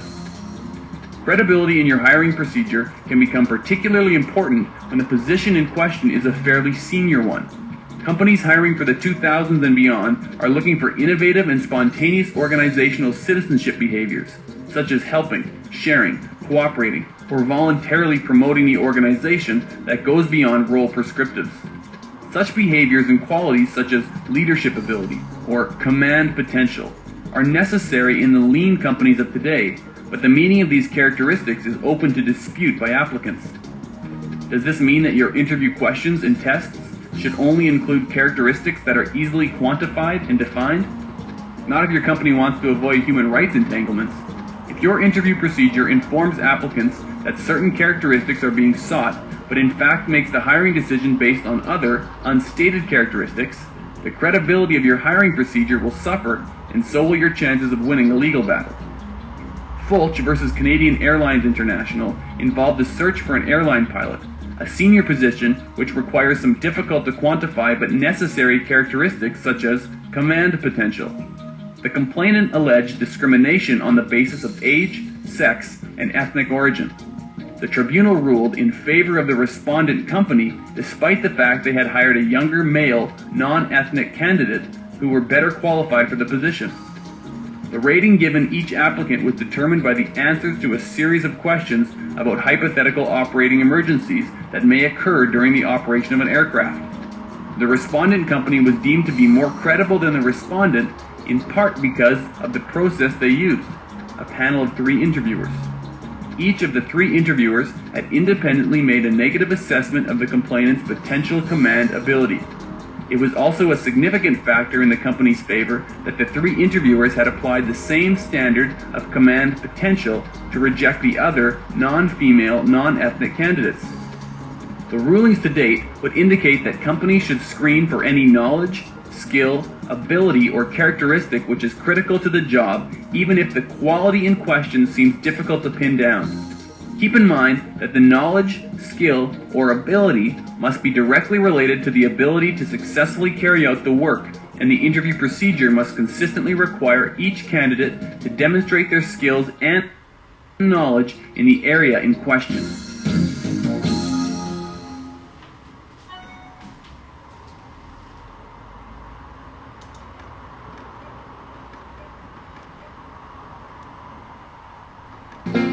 To improve the credibility of your interviewing process, consider the following points. Spend the time to develop structured interviews. Have up-to-date job descriptions and use them to develop the questions, tests, and rating system used. Each and every candidate should be subject to the same procedure. Consistency is the key. Train your interviewers in the interview format and whenever possible, use a panel of interviewers. All characteristics which are necessary to do the job successfully should be included in the screening process, even those which may seem hard to define. job relevancy is key. Take a look at who should be involved in the group interview process. Either no one or everyone wants to be involved in the selection process. So, who should be in the interview room? The applicant, of course, the hiring manager, a facilitator, and either two key relationships or two peers of the hiring manager. The facilitator plays a key role in the process. The facilitator ideally comes from the HR department, but anyone on the interview team can be assigned the role. The facilitator ensures that all efforts are coordinated before, during, and after the selection process. Simply put, the facilitator is a project leader. Recruiting is a project and it should be handled like one. Hiring must never be an emotional hit-and-miss affair. Too much is riding on a sound decision. Before the applicant is invited into the interview room, the facilitator should distribute copies of the structured questions to all participants and go over the scoring system in detail. Everyone should be given questions to ask. There must be no non-participants in the room. Usually, the hiring manager asks the technical or CAN questions. The rest are divided up amongst the panel and everyone interacts with the applicant. The facilitator should also pick out several hobbies or interests from the applicant's resume and use them for the small talk with the applicant during the rapport building stage. Rather than have everyone look at their watch, the facilitator should pre-arrange a less obtrusive way to signal the applicant in the upcoming interview that the small talk is over and the interview is about to begin. The signal to the interviewers from the facilitator can range from a subtle pull on the earlobe to simply arranging a pen vertically or horizontally on a desk. In addition, some thought should go to the question of whether or not the interviewers want to encourage the applicant to accept the job within the organization. This means the hiring manager and the group must signal the facilitator at the end of the data gathering stage as to their intentions. Thumbs up or down is not subtle enough, but perhaps if the majority of interviewers have placed their pens in a certain way, the facilitator can use this signal to give a short description on the job and company or advise the applicant that a plant tour has been arranged for him or her immediately after the interview. Once the applicant has left the room, the facilitator has one more key role to play. This involves getting everyone to come to a consensus on the scoring. If the interview was structured using tailored questions and a comprehensive scoring system, then this will happen quickly. Key relationships are the departments that the new hire will work closely with in order to get the job done. Having these department heads become part of the selection and decision process ensures that they have a stake in the new hire's success and survival rate. If these key relationships do not exist, then the hiring manager's peers should be invited to sit in, and the hiring manager agrees to sit in on their interviews. A word of caution at this point. There has been a tendency in some organizations to allow coworkers to choose the people they will have to work with them. This must be avoided at all costs. At first glance, this may appear to be a very positive approach that gets the employees more involved in making hiring decisions. The end result of this involvement is not positive. Employees eventually want in on all hiring decisions and become annoyed and upset when left out for obvious reasons, such as the need to replace one of the coworkers or because they are consistently hiring only people they like. Another issue is accountability. Will employees accept responsibility for the cost of erroneous decisions or face the brunt legal challenges? Not very likely. Hiring is strictly a management right and must never be lost through delegation or negotiation.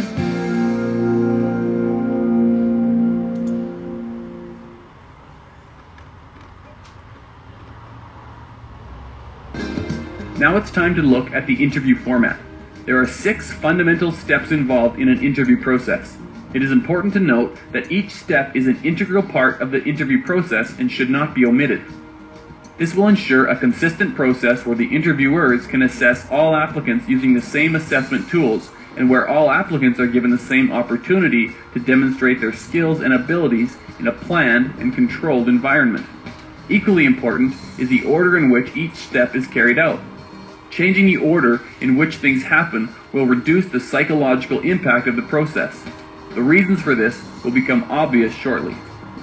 Step 1. In the interview process, establish rapport. The objective? To establish an atmosphere of comfort and trust so that applicants feel as comfortable talking about the negative aspects of their background as well as the positive. Issues. It is important to remember the applicant's primary objective. In order to get the job, he or she has to sell themselves to the recruiter by leaving a very favorable image. This means the applicant will be prepared to offer only positive data and make every effort to hide anything that will put him or her in a poor light. The interviewer should expect that most applicants will have been coached on interview behavior. This is normal and should not be held against them. It is up to the interviewers to get all the data, both negative and positive, in order to assess risk and make a selection decision. Some interviewers may conduct selection interviews very smoothly. They can establish rapport quite early and probe deftly while maintaining an easy conversational tone, but they usually risk asking irrelevant questions and covering the wrong topics. Unfortunately, this is the downfall of inexperienced recruiters who may be excellent communicators but have little or no experience in systematically preparing the content of the interview. Other recruiters may plan the interview very carefully, listing topics and questions to be covered, but they conduct the interview poorly. They fail to properly establish rapport, or they ask questions in a stilted, mechanical way, which unsettles applicants and does not allow them to open up or relax. In this case, the interview may well degenerate to the point where it sounds like an interrogation based on an orally administered test. Bringing a highly structured interview to life is a subtle and highly developed skill. The following are well-researched guidelines. A. The physical setting in which the interview takes place must be very congenial. The interview should be private, comfortable, with sufficient heat and light. B. The normal business courtesies should be extended. Many interviewers make the applicant ill at ease because they do not observe a few simple courtesies such as shaking hands, asking him or her to be seated, or offering tea or coffee. As well, smile and shake the applicant's hand. These are two simple and universal gestures that cross cultural boundaries. Then, use an introduction such as, "Hi, I'm Jane. I would like you to meet Sally, Bill, Bob, and Natasha, the other members of our group." C. First names only. Telling the applicant that the VP of everything is in the room will cause a high degree of unnecessary stress. Remove barriers between people and level the playing field. Psychologists describe an imbalance in group dynamics as situational power. A person in a group who perceives that one has more power than the other cannot partake in an honest exchange of information. Only when there is a semblance of equality between peers can an honest exchange of information occur. The facilitator's role is to eliminate all symbols of power. The interviewers should keep any mention of titles out of the introductions and save them for step 4. D. Interruptions have to be eliminated. An incessant ringing of a telephone or a constant parade of people through the interview room minimizes the chances of effective interviews. If the interviewer feels there will be little privacy, then the solution is to look for another location for the interview, even if it means heading for a quiet corner in the cafeteria during off hours. This represents neutral territory, where the applicant will not be intimidated by the power trappings of a business office. E. Once the applicant is comfortably seated, a few minutes of light small talk, 5 to 7 minutes, must follow. There are 2 golden rules about small talk. 1.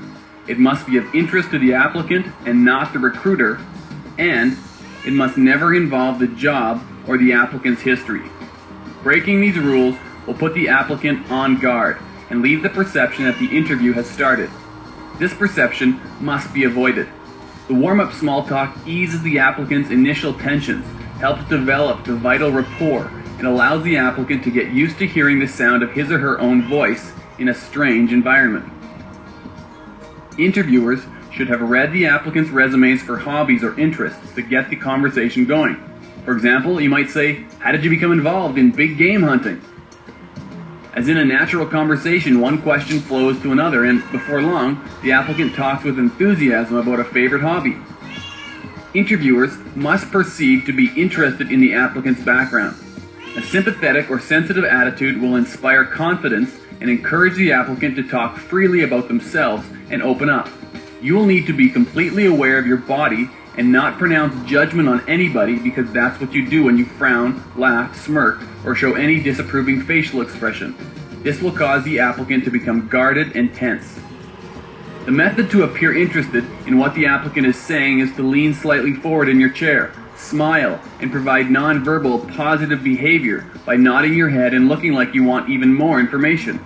As well, you aren't in the room to trade philosophical opinions on politics or religion, match wits, or spar with the applicant on any issue. Your mission in the interview is to ask questions, score the results, and leave. In essence, you are a human data gathering machine. You do not need a personality. You want to blend in with the woodwork. It is the applicant's time to shine. The interviewer's personal history, skills, and abilities should never be a topic for discussion, even for the purpose of small talk. This is much easier said than done, particularly when an extremely nervous applicant will hesitate to talk freely and cause long and awkward silences that force the interviewers to jump in with personal or irrelevant stories just to fill the uncomfortable vacuum. The interviewers must expect awkward pauses and silences in the beginning. This is entirely natural. It is important for the interviewers to wait for the applicant to fill the void. It is highly preferable to have the applicant, not the interviewers, raise topics to reduce the tension. Small talk should not be prolonged and should be confined to a useful period.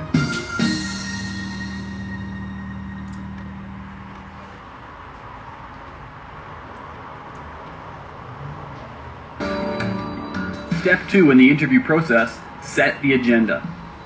The objective is to ensure that the interviewers maintain total control throughout the interview process. Some issues to consider. A well-structured interview will consist of 30 or more questions based on the position to be filled, including the scoring system that will be used to assess the data revealed by applicants.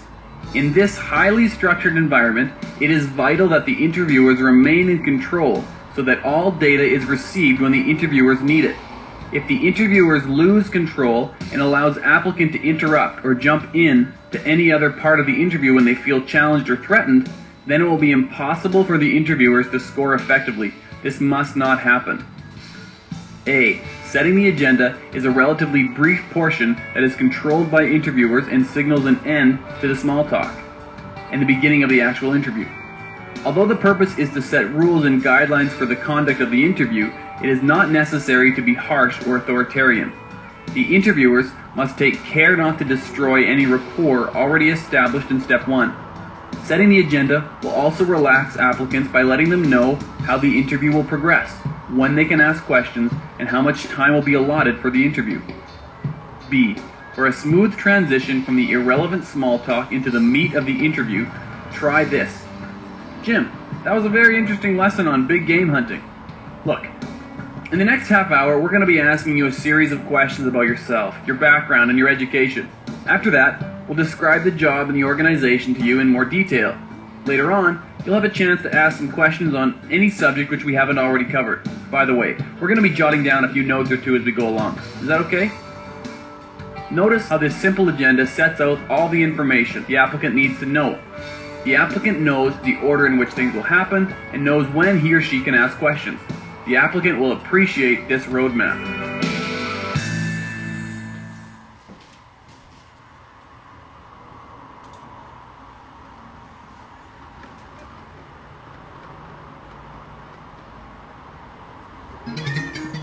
Step 3 in the interview process, gather predictive information. The objective of this step is to find out if the applicant has successful past experience in the areas required for the vacant position. Some issues to consider. This is the stage where the interviewers introduce their can and will questions in a relaxed and friendly manner. They probe for responses and score the answers. The interviewer's overall objective is to reduce the risk of hiring the wrong person. This means finding out if the applicants possess direct past successful experience for the job and if they demonstrate the appropriate values and behaviors. Success depends directly on how well the recruiter has planned and prepared for the interview, and how well he or she has established rapport during the warm-up and small talk. If rapport was not established, then the recruiter can expect nothing but clipped responses from paranoid applicants. If this is the case, the recruiter has no choice but to continue with the process and basically get the interview over with. It is doubtful that reliable data will be forthcoming.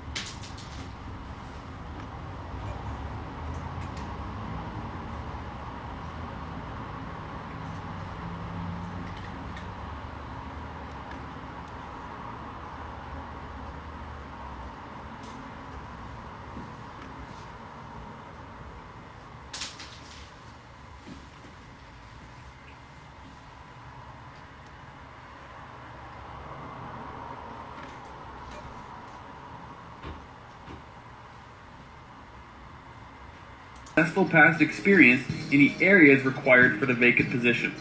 Some issues to consider. This is the stage where the interviewers introduce their can and will questions in a relaxed and friendly manner. They probe for responses and score the answers. The interviewer's overall objective is to reduce the risk of hiring the wrong person.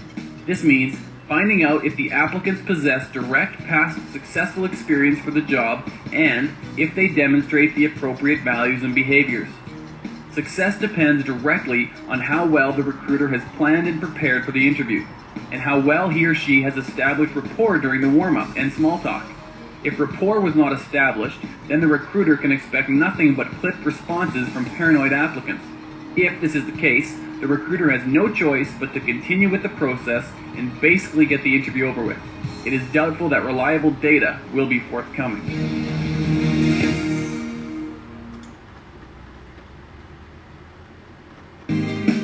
Step 4 in the interview process.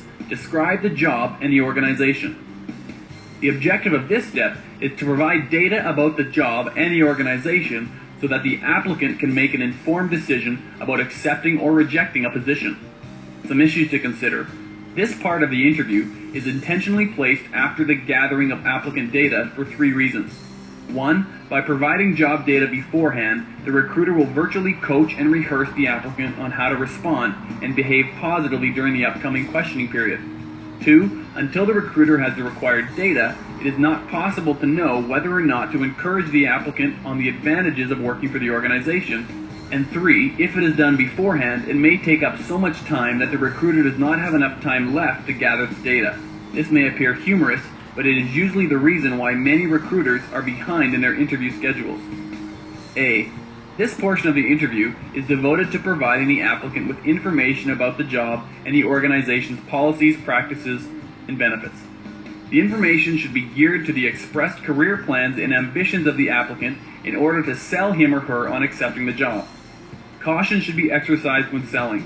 Traditional selling themes include opportunities for advancement and future pay treatments. Flatter organizations offer few chances for upward mobility.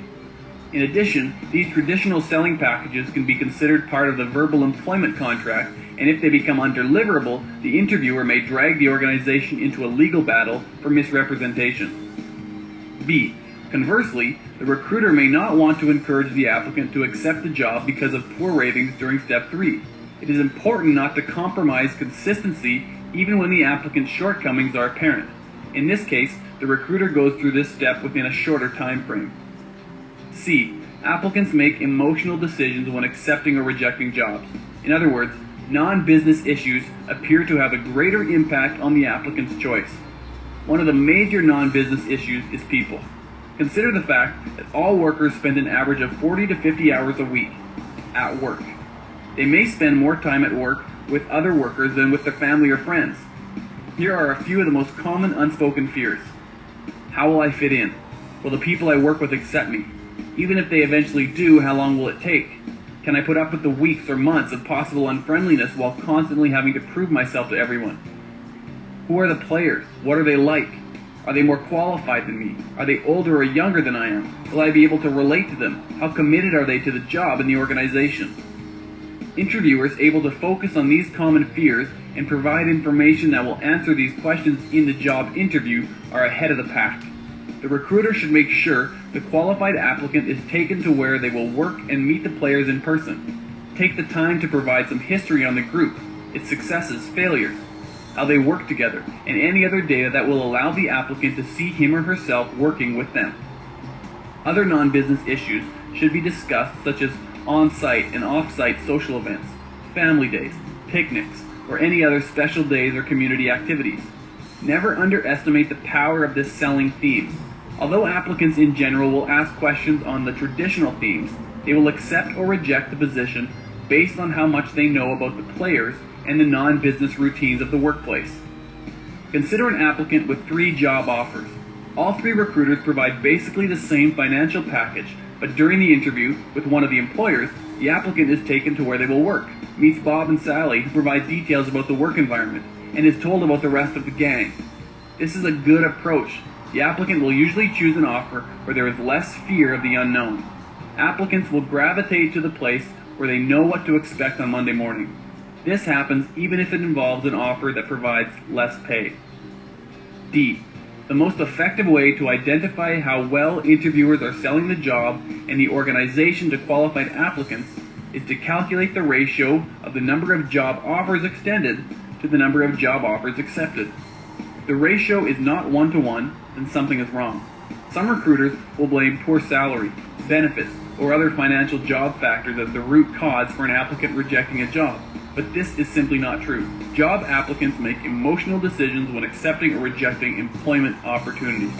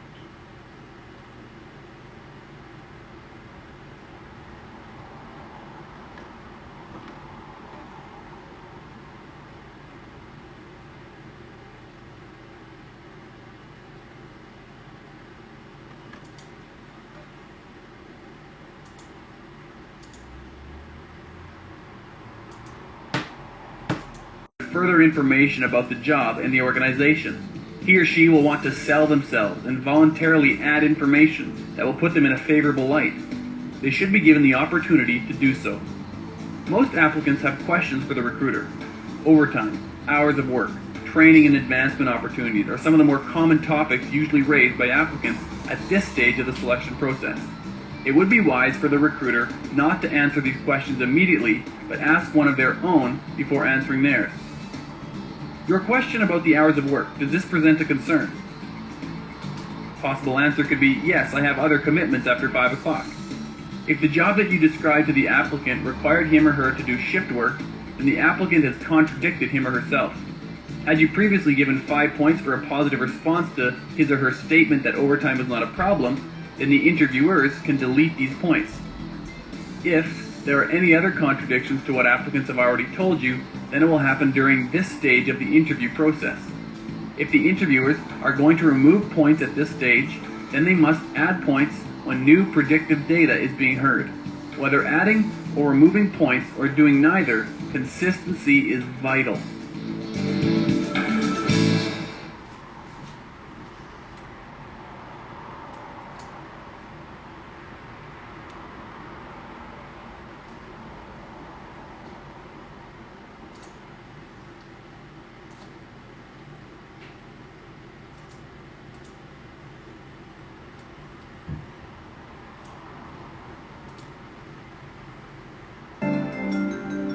Finally, step 6 in the interview process, terminate.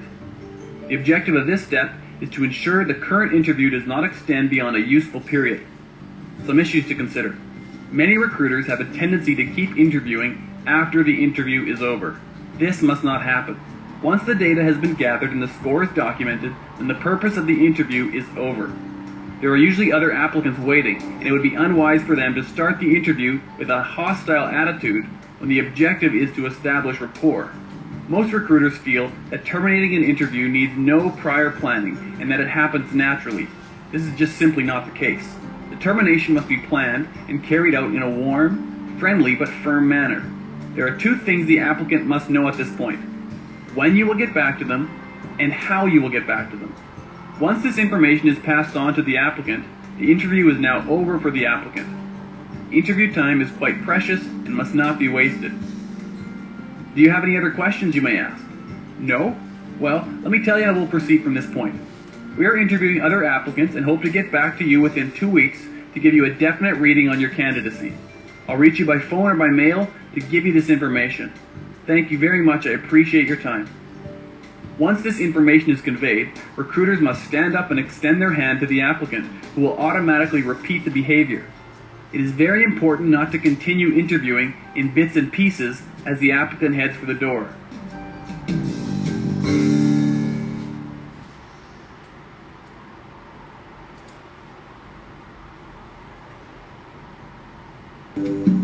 Scoring and notes issues.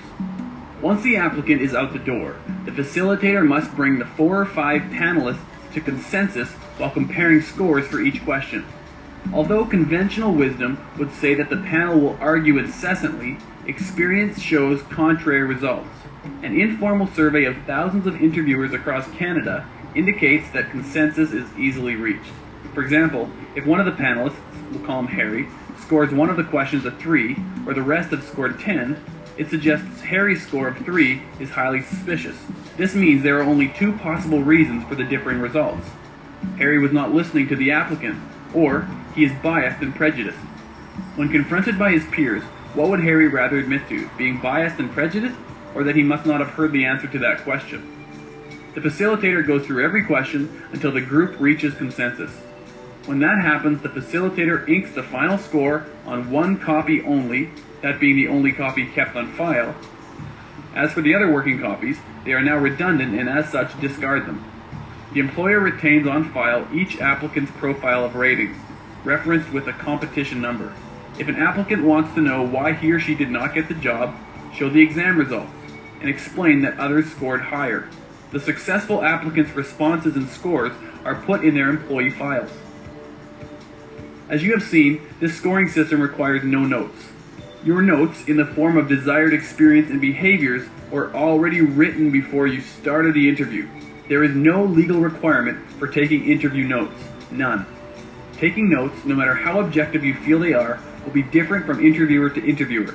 This is because they will remember different things about the interviewee, and it means it is a subjective process. Any formal challenge to the selection decision always results in the interview notes being requested. You do not want this to happen. You have reached consensus based on a scoring system that was based on a current job description. You do not need anything more.